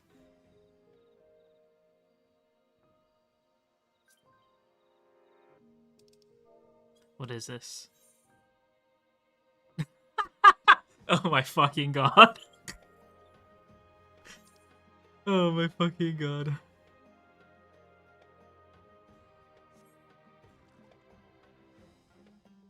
Why is this clip not a command in your chat? If you link me the clip, I can make it one. I didn't know it had become such a point of lore, if I'm gonna be real with you.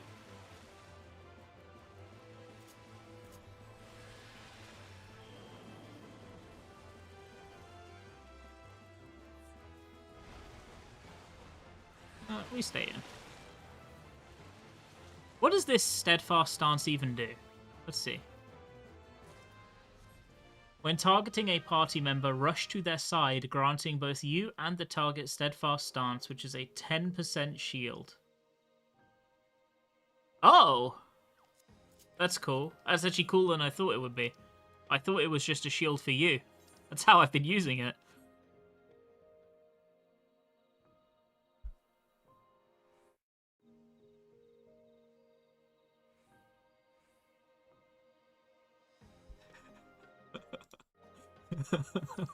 Bro, when she sees Jane microwave tea, she's gonna lose it. I kind of can't wait. Oh, I was gonna say TY for party, but they left already.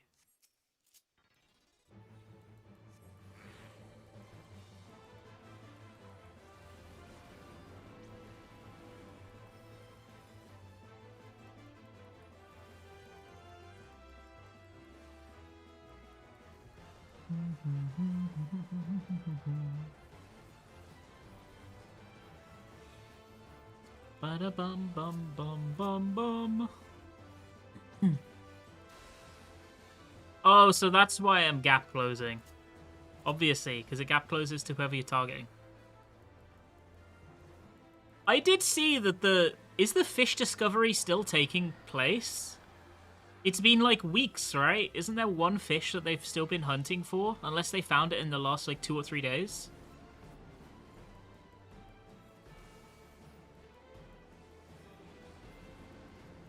Three weeks tomorrow? That's crazy. That's the longest the longest FF14 race since Gordius.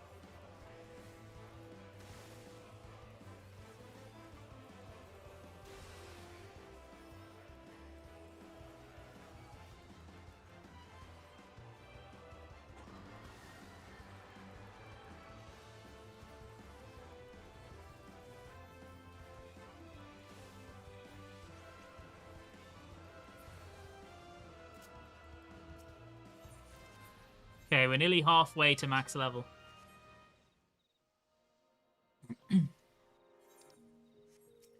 You know, last expansion I was going to make a video on... Well, I even started making a video on the quote-unquote world progression of fish discovery. Because I got, like, weirdly fixated on it at the end of last expansion. Maybe this expansion is the time to do it. I made like an intro to the video and everything. And, like, did all the researching and shit. And then I was like, people won't want to watch this. This is just some weird rabbit hole I dived into, but I think I was actually wrong.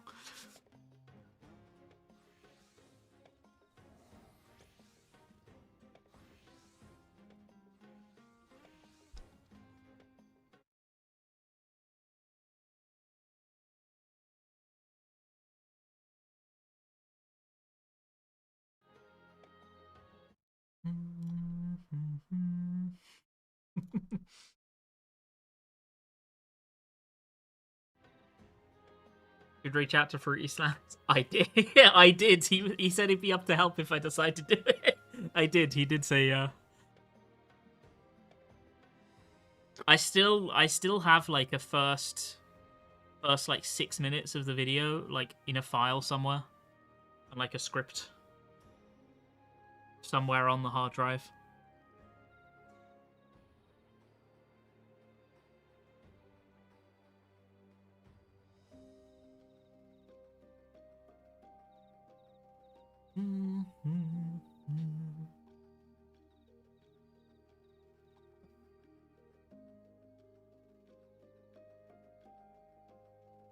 So what?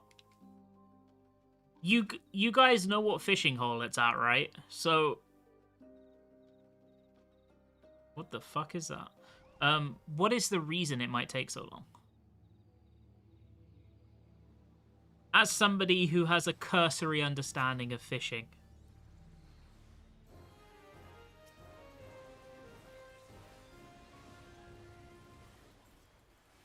When does Savage actually release?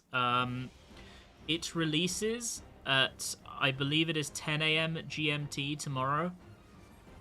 Everybody who is doing prog will be streaming from probably about 8 a.m. GMT tomorrow, because that is when the weekly tome reset happens, and they will be trying to cap or at least get the last item before prog. I'll be live at 8. Put it that way.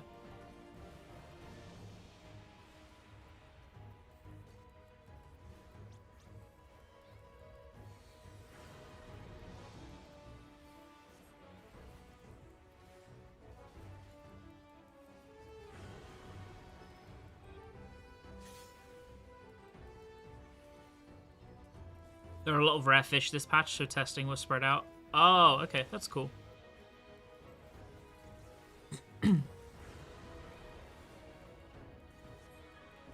Yeah, I was a bit surprised that it took so long, right? Because next patch is normally the quote-unquote hard one, if you get me.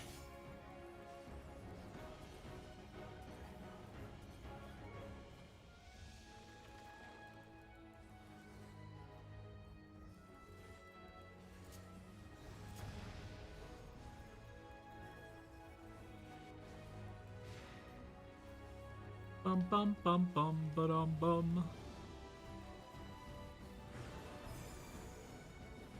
Buy. How about I don't buy? What if I don't? What if I don't do that? All these fucking buyers around me. They're all buying. All of them. Oh shit. We're so busy looking at the buyers that I untargeted.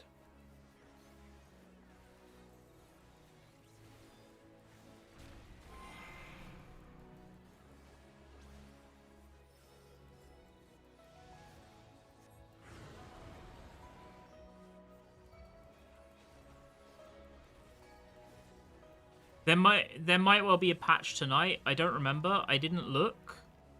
But the servers will be up before Savage releases.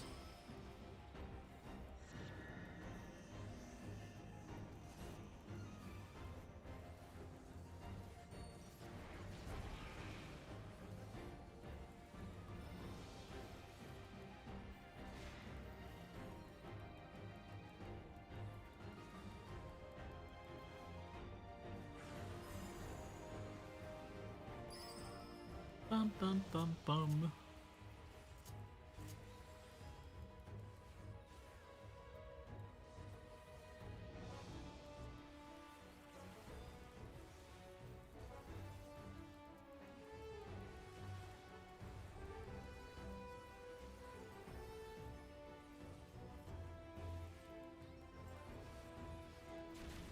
You prep Wondrous Tales and only need 2 expert dungeons. I need what do I need? I have Wondrous Tales 2, and then I need to do expert plus 2 dungeons. Then I'm done.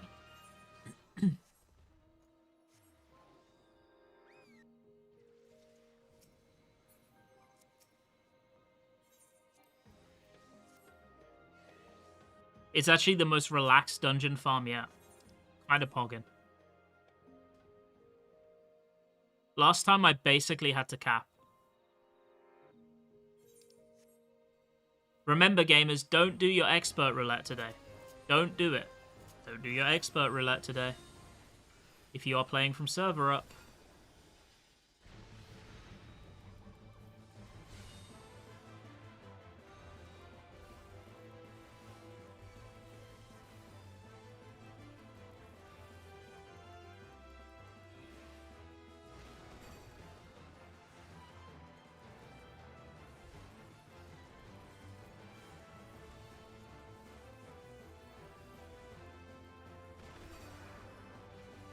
Doubt there'll be any hunt trains. You'd be surprised. I think most of the time there is one, even.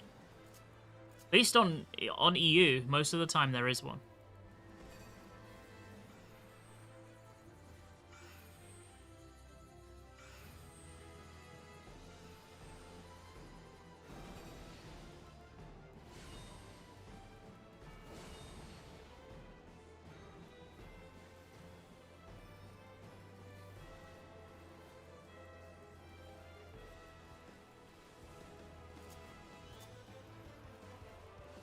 I don't know about JP and NA.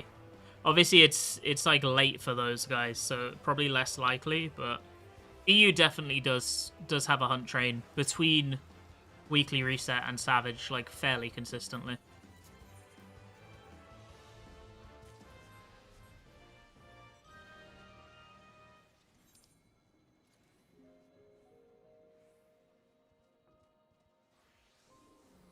You gonna make any week 1 guides for M12? Maybe. We'll see. If I do, it'll probably be just 12 again. Just final turn.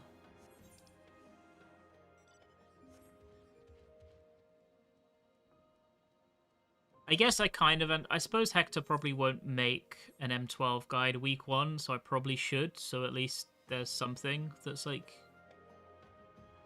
put together. Probably, but not 100%. We'll see.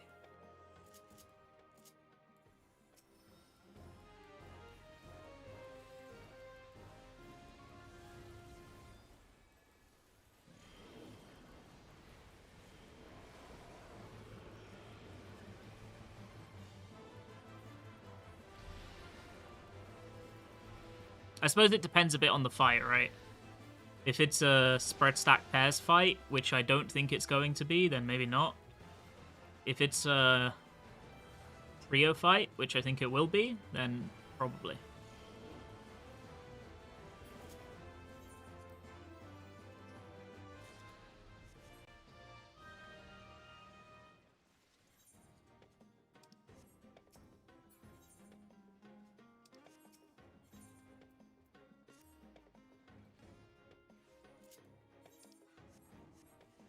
At least my prediction is that it's mostly a trio fight. I think it's quite high concept coded. Expect a door boss. I'm not expecting a door boss, but I'm expecting, like, you know, Titan Maximum style transition. My anticipation is it's one fight, Titan Maximum style transition. Second half is the half we haven't seen. Second half has puzzle mechanics.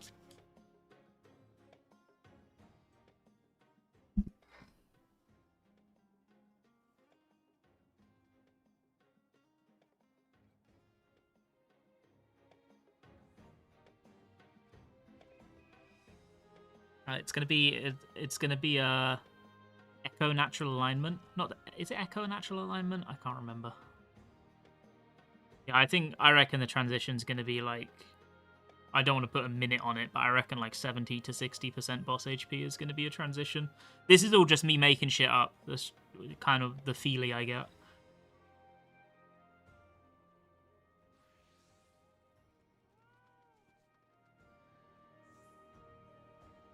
You know the funny thing about Echo Natural Alignment?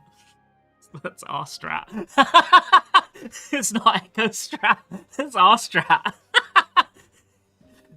That's actually Lump strat. It's fucking Microwave T-Girl strat.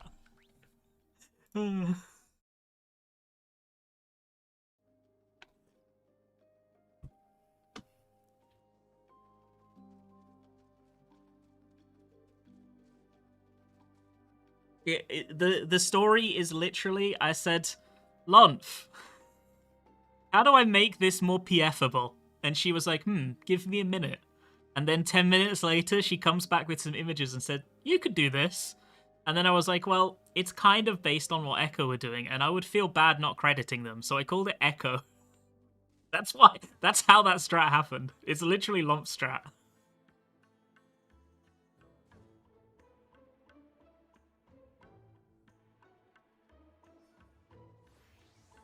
Apparently, Echo were very confused because everyone called it Echo strat, and it wasn't the strat they did because it was our strat. The towers and tethers? No, it's you know in M8P2, like where you have to keep the purple guys safe, and you have to do like the ices and the fires and shit. You know what I mean? Can't remember the name of the mechanic. Yeah, that was Lumps. The one that PF did.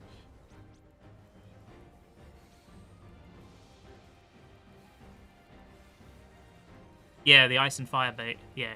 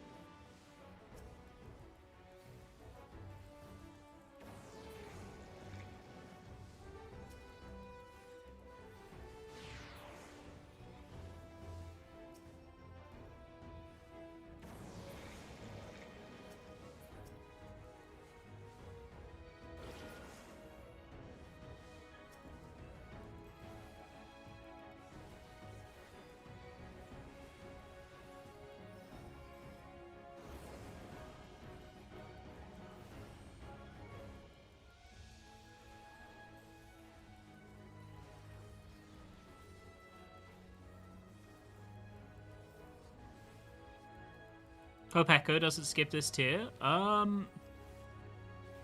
You mean the WoW team where they like do it blind?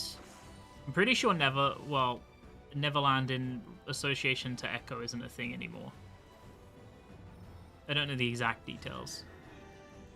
Not really my place to talk about either.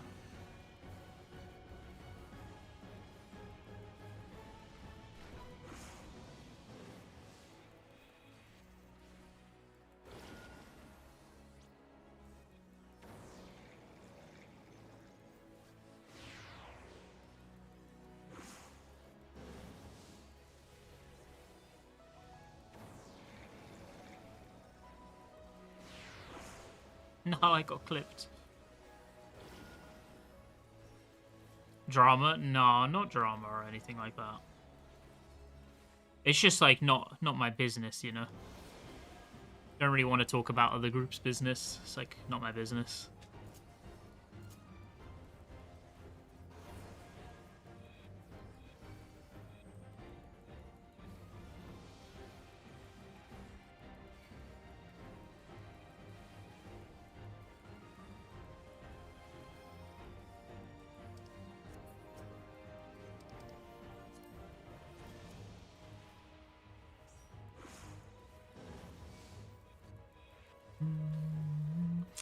Echo, I think, will have Preach doing Savage, like with an Echo group, or is it like just him doing it for stream? I mean, either way is cool. I think that's the first time he's done Savage like on content, right?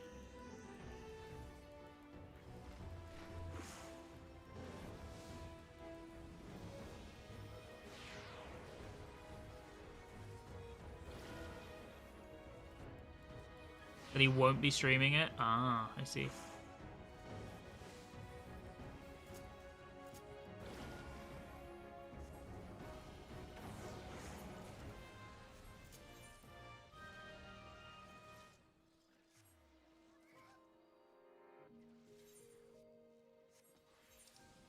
I feel like I don't pay attention to WoW, but I feel like WoW must be kind of mid-expansion or something. Because if they were bringing the WoW team to do this tier, they would have announced it by now. So I can only guess that they're not.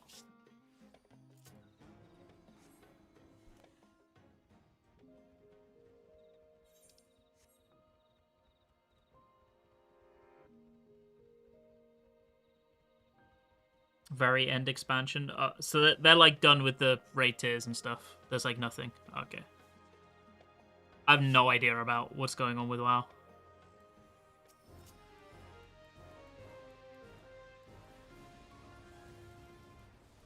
New expansion end of February? Holy shit. WoW gets expansion so quickly. Am I crazy? It feels like WoW gets an expansion and a half for every one FF expansion.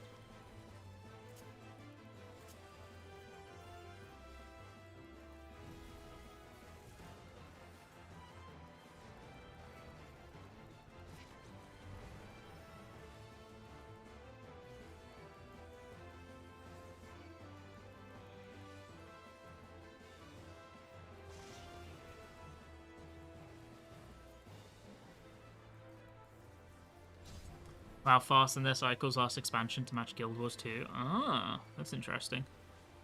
I had no idea. I always just guessed this was how things always were. Clearly not.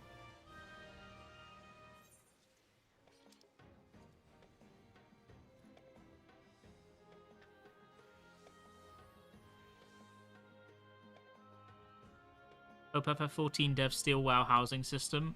Is the WoW housing system just that it's instanced? Is there like something else that's super special about it? I know that a lot of people have been talking about it in a positive way. That's about it.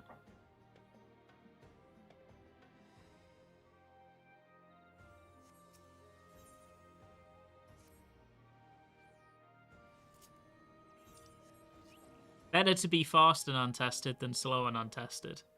I would take medium speed and also tested, but at least with FF14, it's slow and mostly tested most of the time, kind of.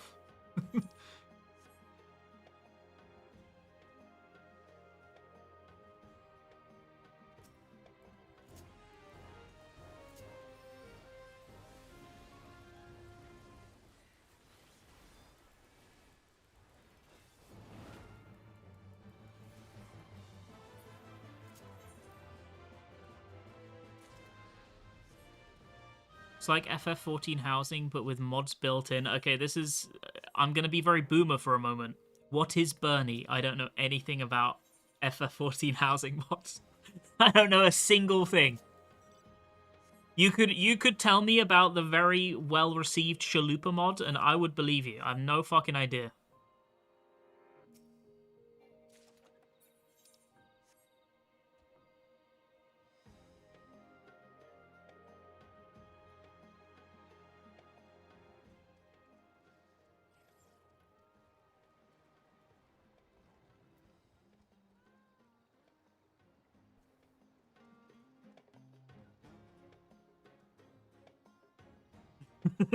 The Chad Chalupa mod versus the Virgin Bernie mod.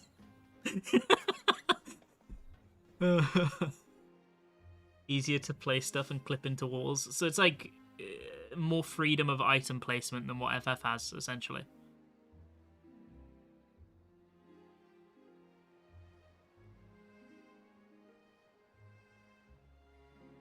That's cool.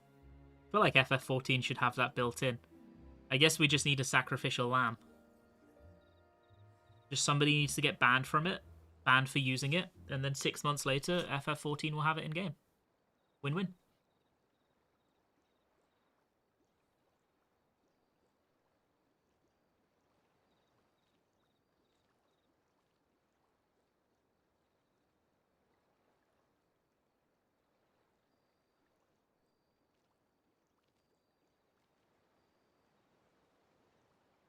We need to sacrifice some Lalas. Uh-oh.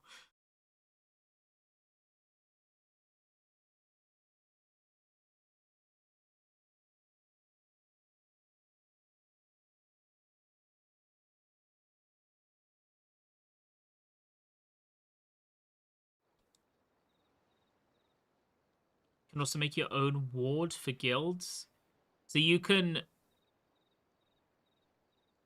So the instanced house, it's not like instanced in the way that I expected, because what I expected was that it would be instanced and every single house would be in its own unique instance. You can build private group instances, or you can join a public instance of a housing ward, is what you're saying. That's cool, if so. That's actually really cool.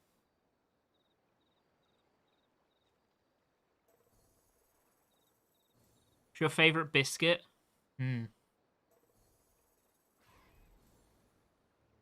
Chocolate hobnob. Maybe just a chocolate digestive, actually. That's sick, actually. They should do that. That would go viral. FF14 should do that.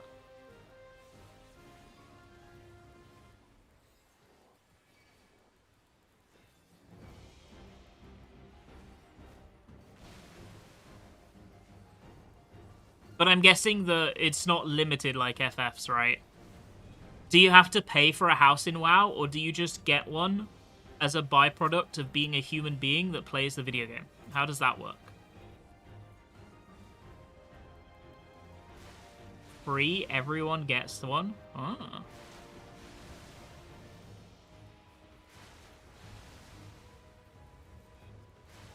Some wild boss movement right there.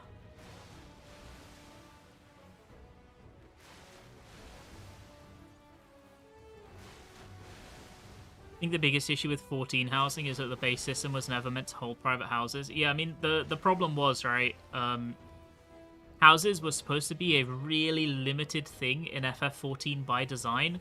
I mean, you can just go look at the old prices to get a good idea of that, right? Houses used to be so fucking expensive in this game. And they lowered the houses over time in terms of price, opened them up to private individuals and stuff like that.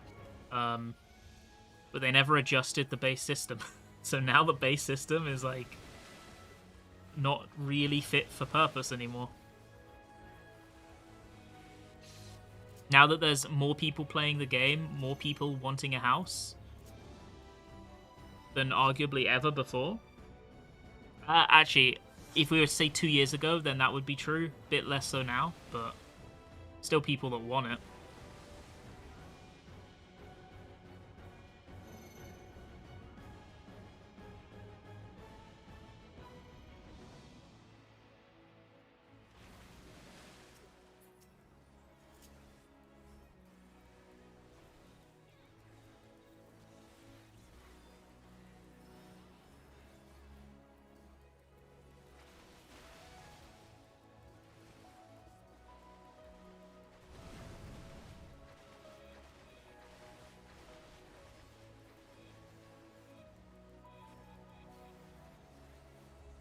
Oh, okay. We're going this way.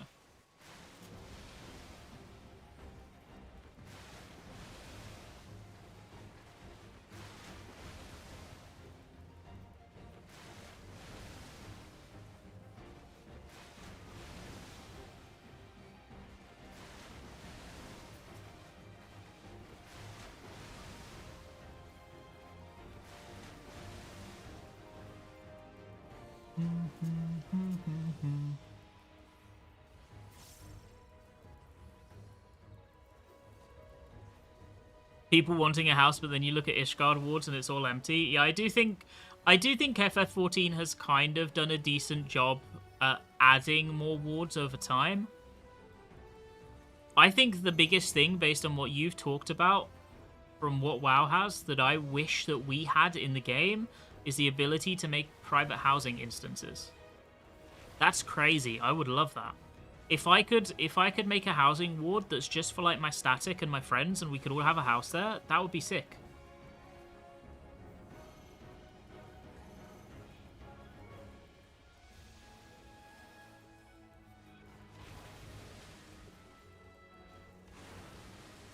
We have like 5 houses all next to each other in the lavender beds. And to me, that is so cool. And I would love if like more people we know could have houses there as well. Would T-Lady get a house? She has one. We have, between like our static and friends and their FC, we own like 5 houses all next to each other over there. In the L beds. And Lonf is one of the people who owns that house. One of those houses, even.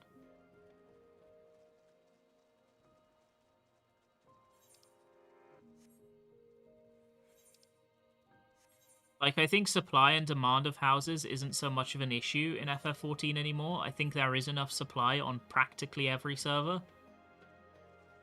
But it's having a level of customization about where your house is something that is less a certainty in FF14. Which I would love to see a bit more of.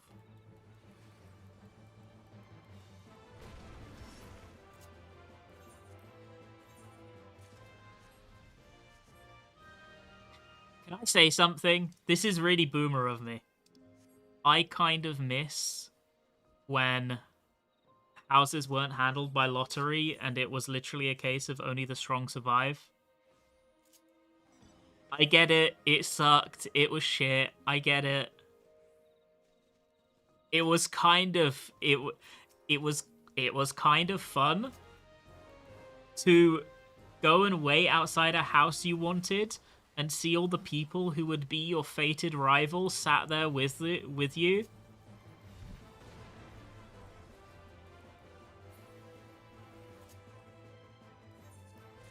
And then, when you win the house, and like the 4 people surrounding you at the board in order to purchase it, like slowly walk or teleport away, disappointed. Oh, what a fucking good feeling. What a good feeling.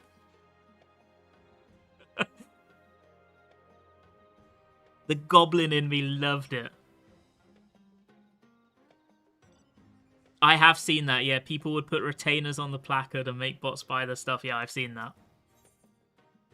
I never did that, but I've seen it and it looked fucking hilarious.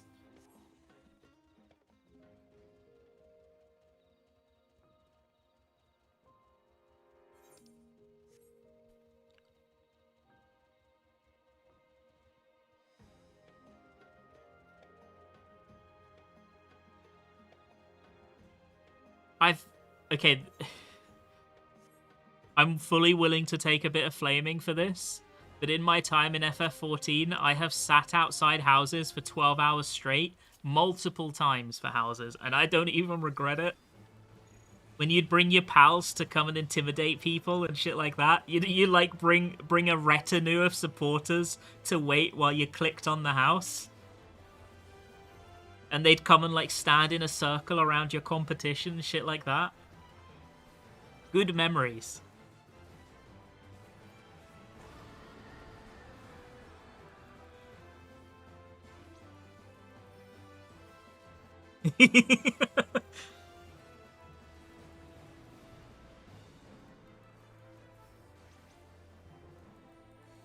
I mean, 99% of the time spent clicking that thing for 12 hours straight was absolutely time wasted. But the 1% was a good memory.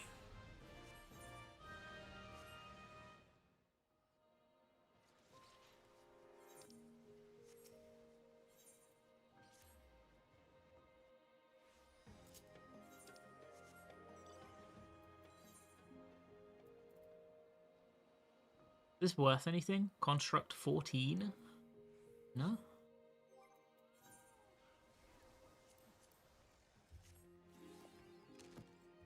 Wait. You know, we talked the other day about me saying that this was the last one that I got? It turns out that was true, because I didn't have it yet. And I just got it now.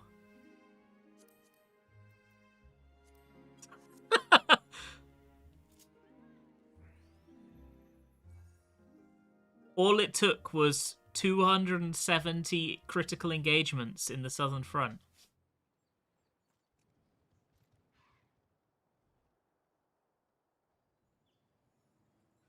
You around for before that, when houses opened to purchase the moment servers opened? I was there for when they added Shirogane housing. That was the earliest housing rush I was there for. I remember when they added Shirogane housing, the FC I was in at the time had constructed a plan to obtain a large Shirogane house that involved sending out 5 different people with the guild to buy the house and giving them permissions in the FC to do so, and they would use ninjas and shikuchis to gap close their way through the wards to get to the houses as quickly as possible. We ended up winning one.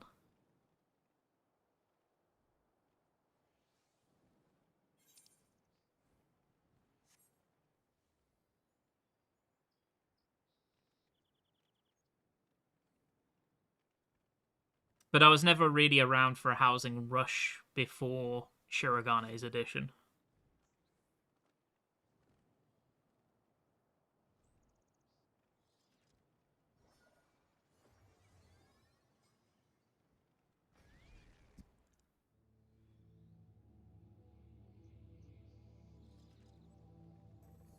Everyone was super into Shirogane housing when it got added. Oh my god, the weeb housing! The weeb housing, let's go!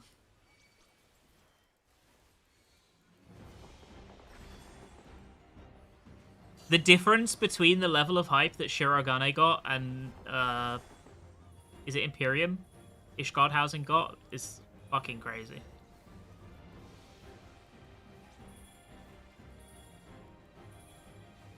Which is a shame, because I think Ishgard housing is kind of okay, it's just the color palette that doesn't do it for me.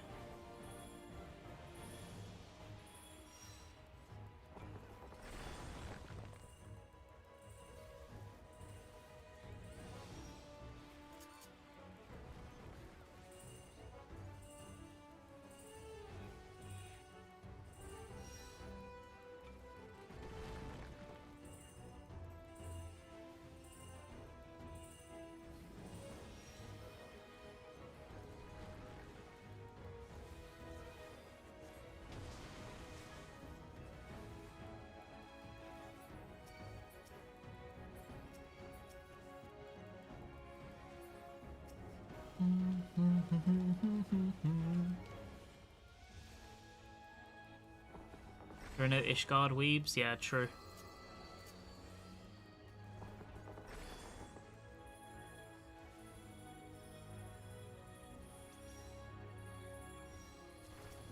Let's try this out. It's cool. It's a 30-second shield as well. That is cool. I like that skill.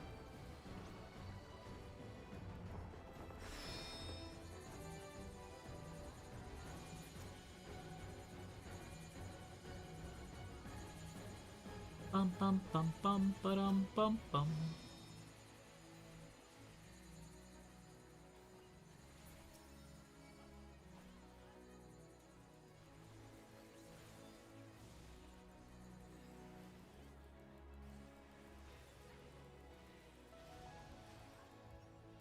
Ba-da-bum bum bum. Ishgard is kind of French. So they would be oui, Abus. Does it look French though? I mean, it is French. Isn't Ishgard in general based off France? But I don't know. What is a French aesthetic? I actually don't think I could say what a French aesthetic is.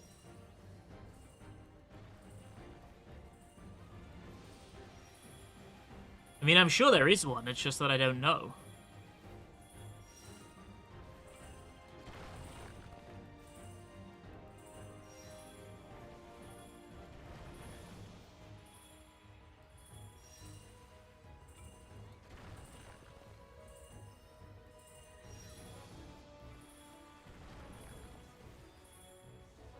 Uh-oh. Run!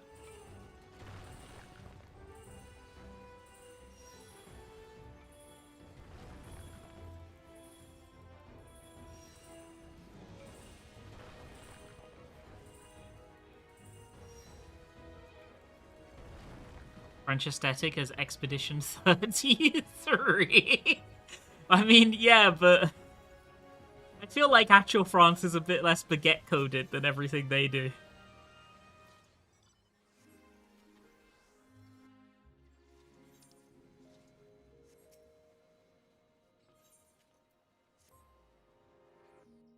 Ishgard is France and England.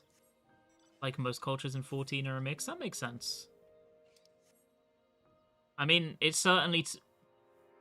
Imperium took the grey from England. That much is true.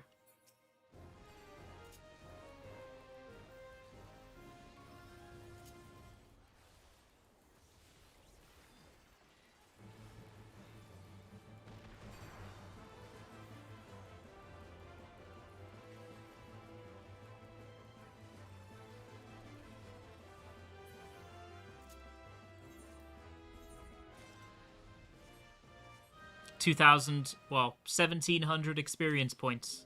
Then I'm done.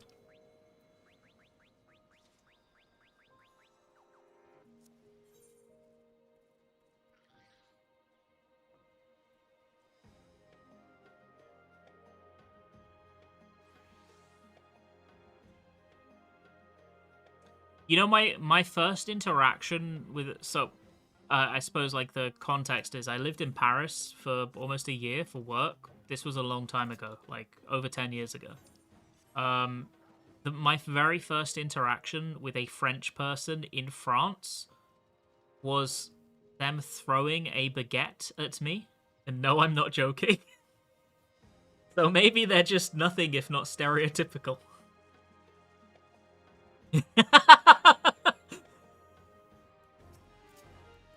It was in a nice way though.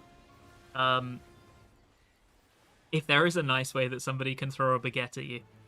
So I just landed, right? So I was getting some groceries. So like the job was like providing the apartment and everything. So I was getting some groceries on my way to the place.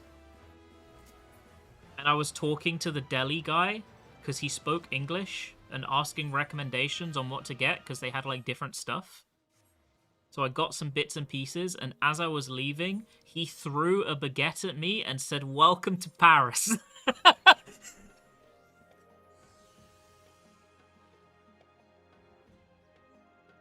It was a good baguette, to be fair. It was a freshly baked baguette.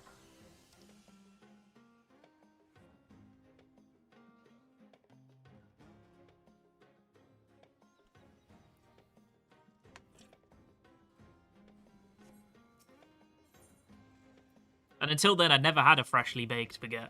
You feel welcome? I mean, yeah, it was. I didn't expect the baguette to be tossed at me, but it was nice. It was a good... It's better than everyone being super awkward around you, right? Yeah, I wouldn't learn it until a decade later, but what I did learn is that dodge is bad and you should have parried. Because then I would have done immediate counter damage. But it would take a long time for me to learn that, unfortunately.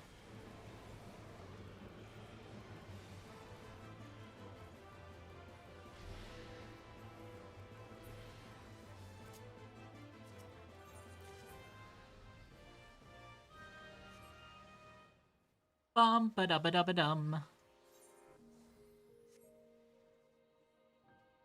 Hello yourself.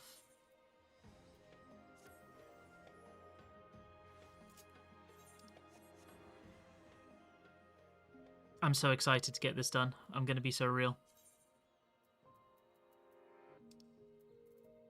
It's not like I've hated being here or anything, but I think I'm done with the Cult Crescent for another few months. These 3 days were enough, I think.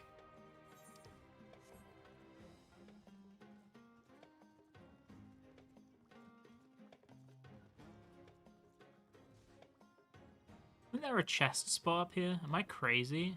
I think I'm crazy. No, the chest spot's down. It's down here. When do we get the next zone? 7.5. So, like, April or maybe a month or two after. So it'll probably be after 7.5, right? Not on 7.5.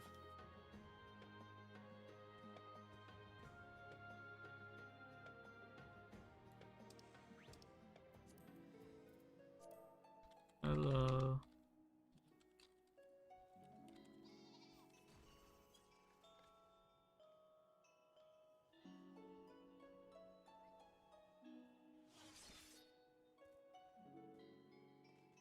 And then we should also get what is it? The New Forks Tower. Whatever that may be.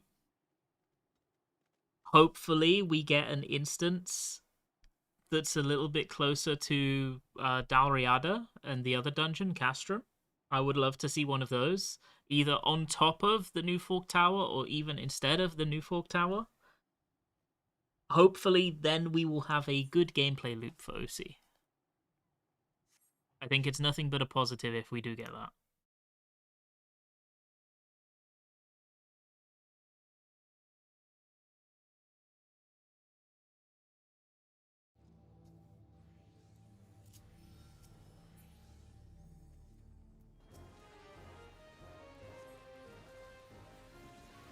Hope the hard version would be queuable like Delubrum was. Yeah, me too. I mean, the whole entry system to Fork Tower was just kind of arse. I know they've done a better job now. I haven't been in since they fixed it, so I can't really talk about how good the experience is right now. But would have preferred just a queuing system, honestly. Don't think we really gained that much in the way of immersion.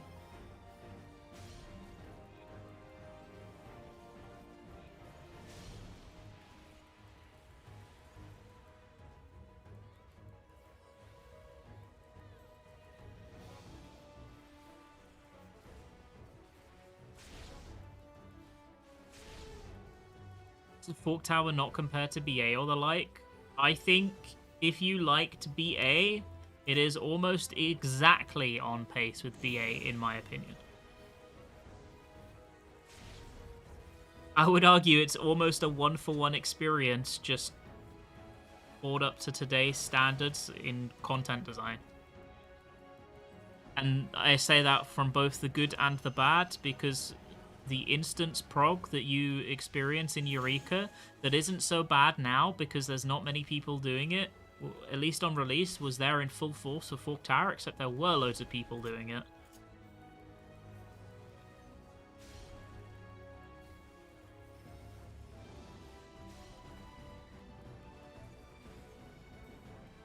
And whilst it wouldn't be a majority of the people, you would absolutely run into people that were intentionally trolling parties or intentionally sniping parties. And, it was something. You get people who are sniping like clear parties and had never been in before and were like refusing to cooperate with the people they were sniping, and yeah, it was something. As always, a system that could have worked if everybody was just a good boy or girl became an issue because people didn't want to be a good boy or girl, whereas on JP they probably were.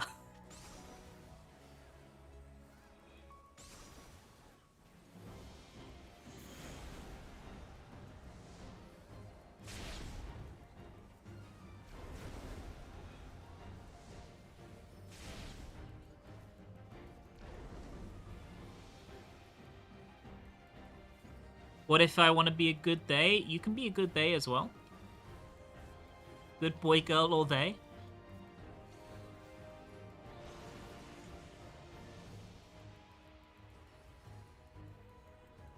The system would be fine if Fork Tower was more casual. Yeah, I agree. Let me do this.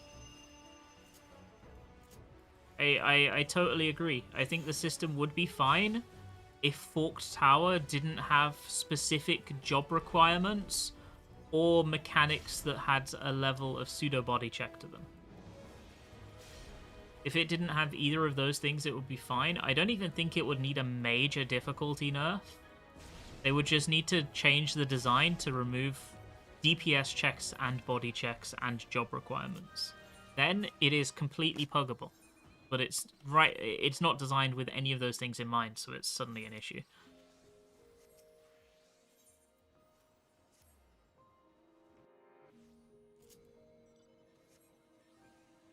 Yeah, I'm gonna get punished by Vamp Fatale. Well, time to stay out. Time to stay out of Occult Crescent. Hey, Happy.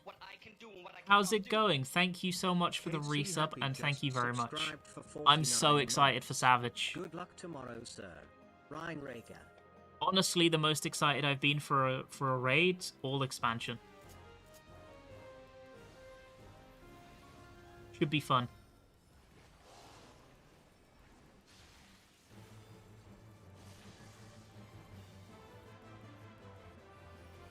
I'm pretty sure they said this.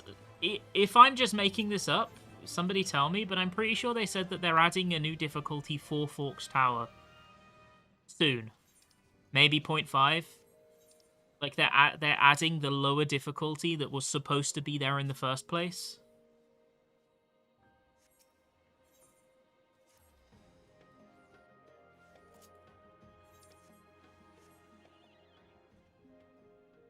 Which is good, but obviously the problem is if you add an easier difficulty mode for a fight that came out 6 months ago, at that point when it comes out closer to a year ago, you're probably not going to get the same level of excitement that you would hope for. There is second ultimate, right? There will be a second ultimate in 0.5, yes. Probably late April, at a guess.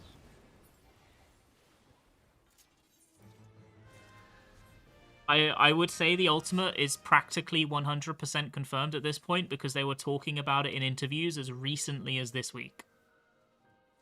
So I would say it's very safe to say the ultimate is not getting pushed to next expansion. I would like say 95% we're good. Thumbs up, no problem.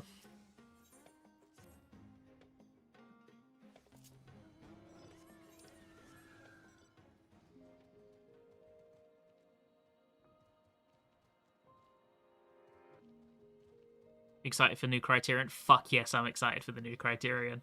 I'm so hyped for the new Criterion.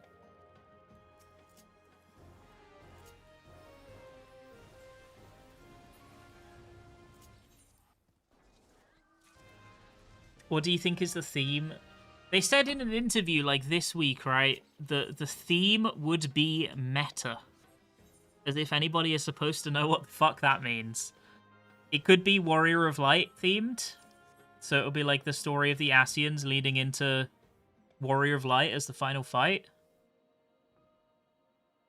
The other hint that people have tried to take up on is the fact that he did the Q&A on the World Pandemonium instead of on the usual Chocobo, so maybe it could be Pandemonium Ultimate, but I think it's more likely that it's like a Warrior of Light Ascian themed Ultimate. I think that's the more likely one.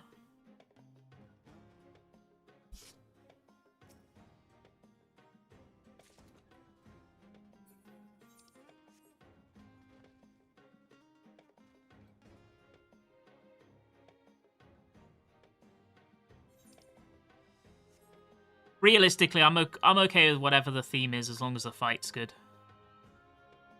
Meta means fourth wall breaking in JP. Ah, that's interesting. So it could be anything, right?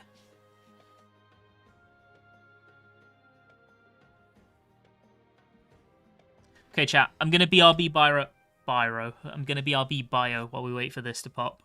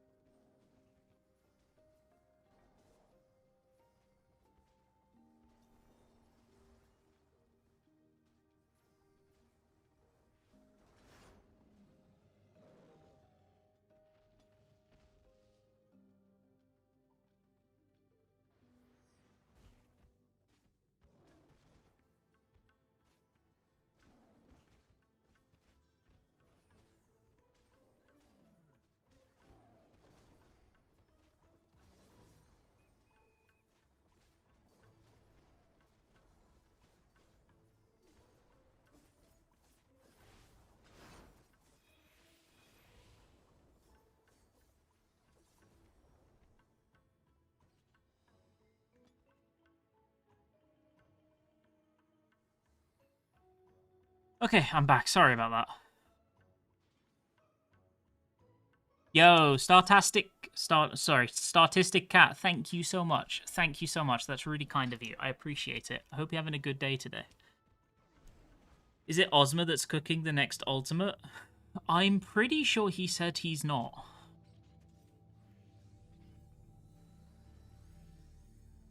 When does Savage start tomorrow? Savage starts at 10 a.m. GMT, question mark.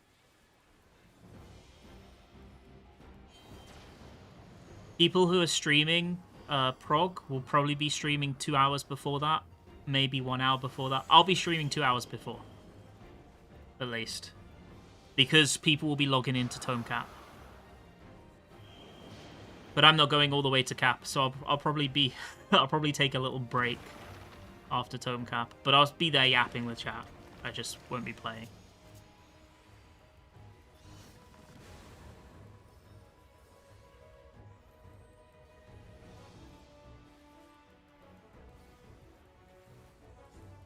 Would you prefer a DSR or top level ultimate or more like a fruit? I would prefer a DSR or top level ultimate.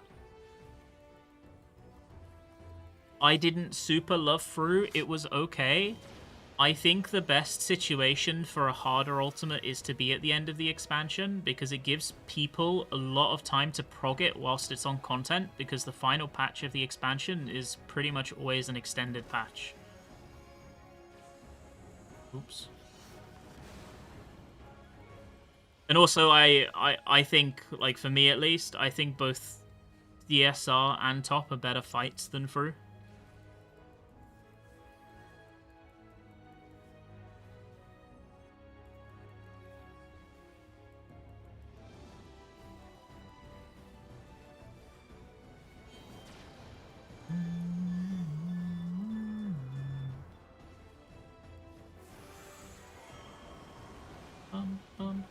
Bum bum bum bum bum bum bum bum.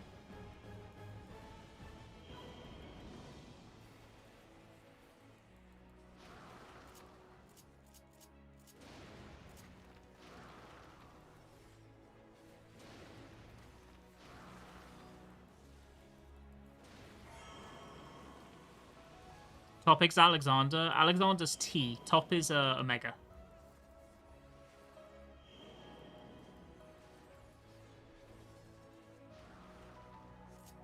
Oh, this was a close one. I'm stupid.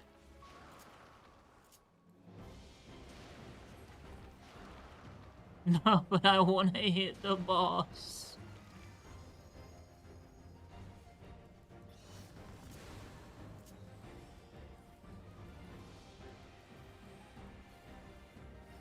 I think for me personally, it's not like I dislike Fru. I think Fru is one of, like, lower on the scale in terms of how much I enjoyed it compared to a few of the more recent ones.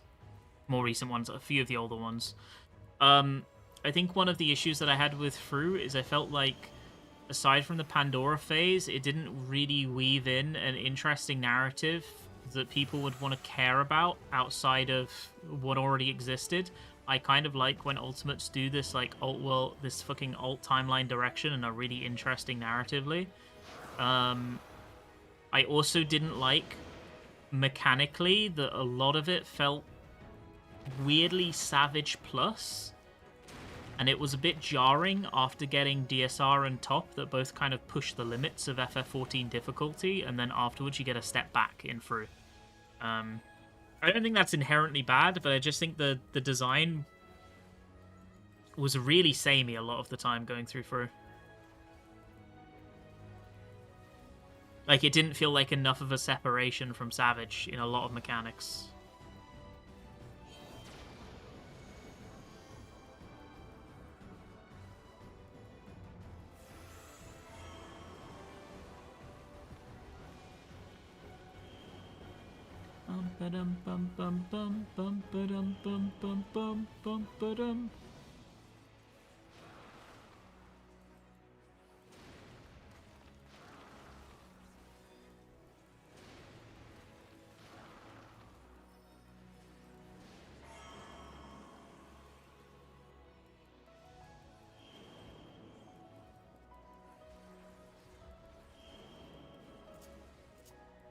Basically, like, the way that I think Ultimate should be is they should... let me run away from this. They should write what is essentially interesting fanfiction using FF14 a la DSR. And they should also take the mechanics of the original fights they are based off and re-implement them in completely different ways that make it feel like an entirely new fight. Those are the two things they should do. I suppose, and 3, they should be hard, you know? Like, those are the things they should do. And I think that what Fru did a lot of the time with the mechanics was they would take Savage mechanics and make them more complex, but they would still be very, very visibly the same mechanics, you know, just harder versions. And yeah, as the Fru was like, my personal gripe is that Fru as a healer was really disappointing because it. Okay, you never had. Okay, we never thought about mitigation in Fru. Fru was just press buttons forehead, and it just worked. And normally, like, there's at least one part of the Ultimate where you need to plan out your MIT pretty carefully, or it's bad. Whereas this never happened at all, and I didn't really like that. I never felt pushed at all as a healer in Fru, and this is the first Ultimate that I've never felt pushed in at all as a healer.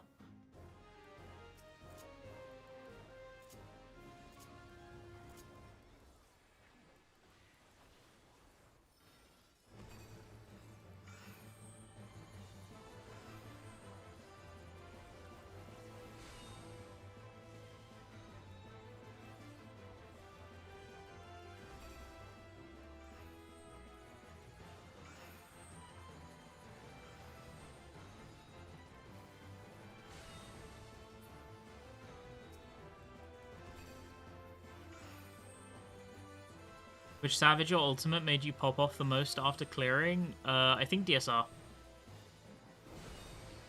DSR was the one that I felt the most emotional clearing. Because DSR was like... I suppose in context, DSR was the most, right? Because, so DSR was, first of all, a really good storyline for, like, the raiding scene. With the whole... solving the saving of Haurchefant and how to utilize the tank LB timing and stuff like that. Like, my group was a part of solving that, so that was like a really fun moment. And then it was the first ultimate prog that I was a part of, at least, that took more than a week, because my first hardcore ultimate was T, which took a week, and then DSR was like closer, like unless you were world first, it was closer to like 9 or 10 days. So it was like a really grueling, like 9-10 day prog. And at least for me and my group, I think most would agree that we like bonded a lot during that race. And by the end of it, probably felt a lot closer together. And it was a hard fucking fight, like the hardest fight FF14 had released at that time. And it was a long race. And yeah, it was just all those things came together and just made it a really memorable prog.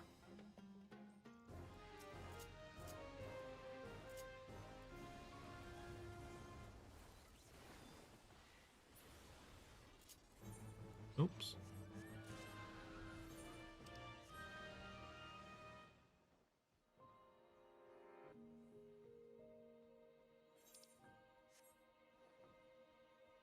I think second would probably be Eden's Gate, just because Eden's Gate was my first hardcore prog.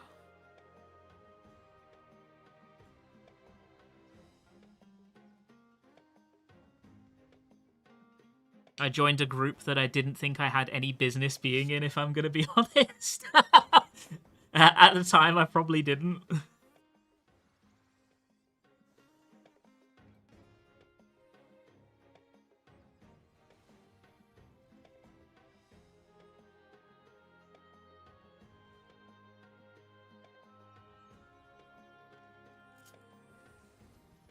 E4S Fast and Rage PTSD. Yeah, we had some terrible E4S Fast and Rage issues, bro.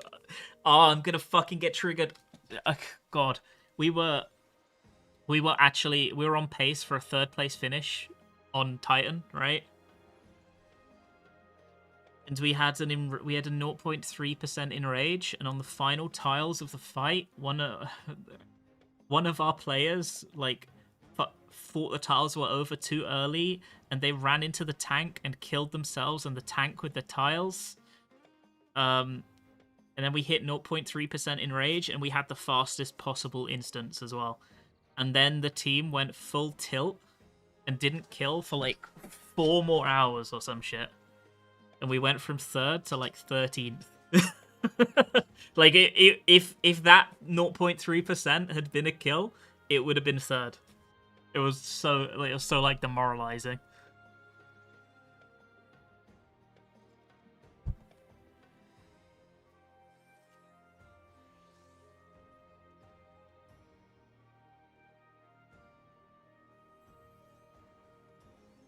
People were so demoralized that we had to take like a 2-hour power nap, or 2 or 3, I don't remember, because people were so like mentally burnt out after it.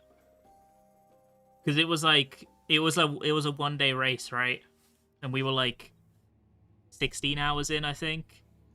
And by the time like that had happened and we'd grinded a few more hours and we weren't seeing results, it was like 18 or 19 hours in. So we just decided we'll take a little power nap, we'll come back, finish it, and then go to bed for real. But I was still really hyped clearing.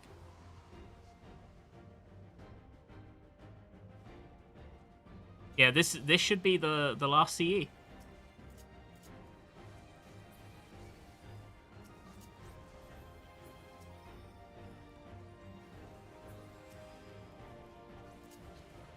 Funnily enough, that Eden's Gate group from 2019 summer is the same group I'm in now. It's the same group, but I think, yeah, I'm the oldest standing player until Citrona came back. Citrona was in the group before me, but when he left, I was the oldest standing player from all the people that have like quit the game over time.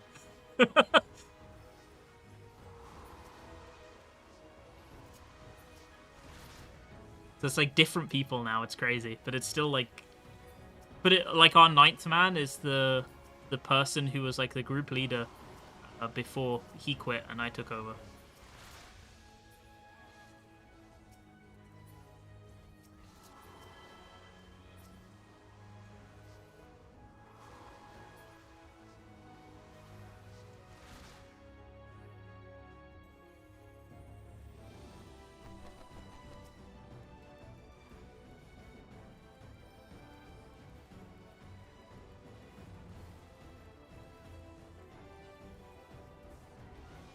The static of Theseus, real. It's a bit crazy to think about, like, how my time raiding in this game would have been different if I didn't get into this group. Because I genuinely don't think when I got into this group that I had any business being here. Like, I didn't think I was a good enough player. I'm still, like, genuinely surprised they took me.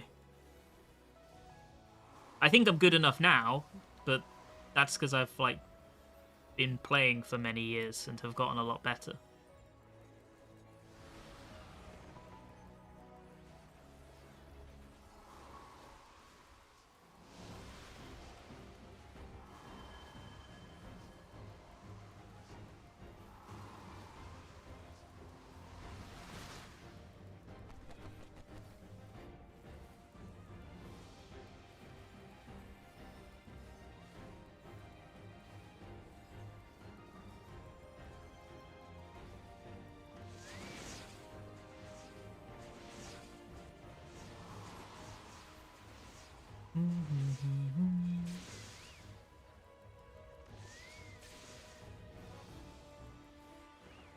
No! Bring it back! No! I didn't want the bird to move!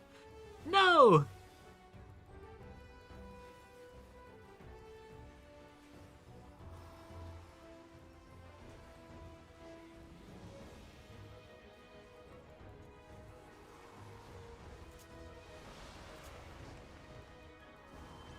What I should have done is use steadfast stance to gap close. That's what I should have done.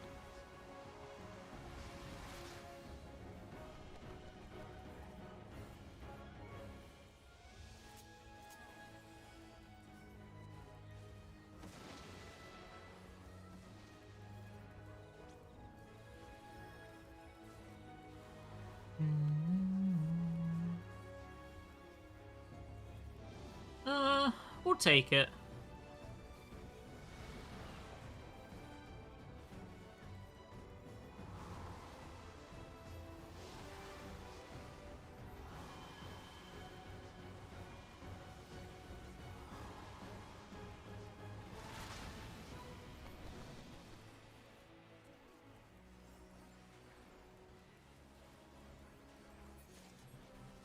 Let's go. Okay, let's see what Phantom Mesmerize done. What's it done?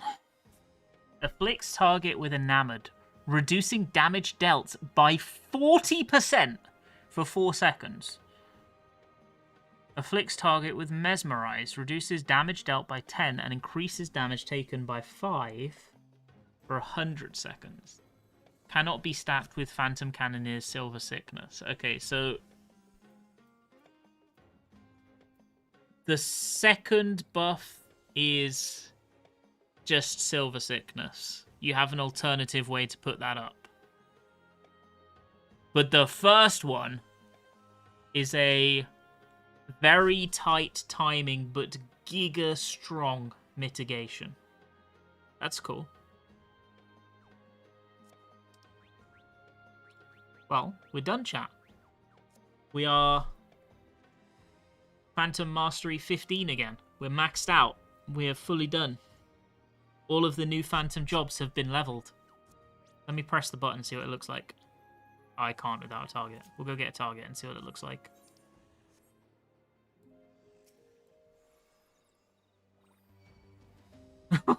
Wait, what? Wait. Okay, we'll kill this guy.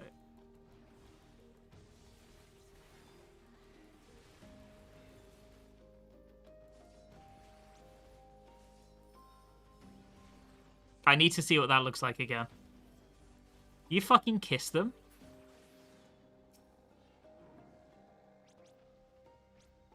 We'll wait for the cooldown.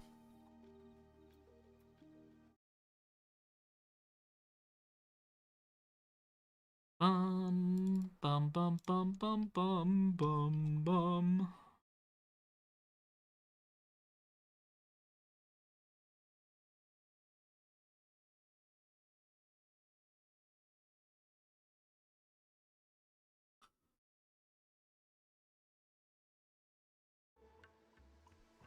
You want a dummy and Jeeper? Is there a dummy in here? There is a dummy in here. You're so right.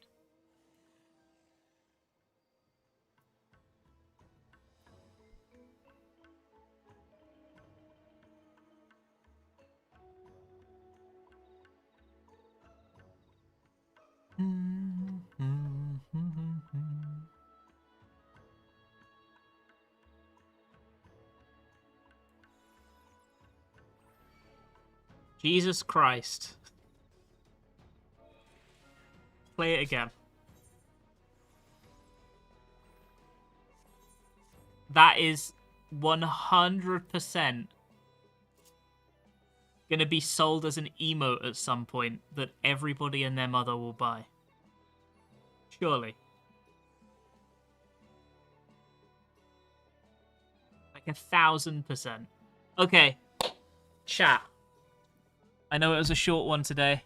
I'm going to be ending stream. And I got to go meal prep before Savage. I need to prep all my food and stuff for prog. So, whilst it was a short one, I will be calling it here. If you want, you are very welcome to tune in tomorrow morning. I will be live 8 a.m. GMT sharp.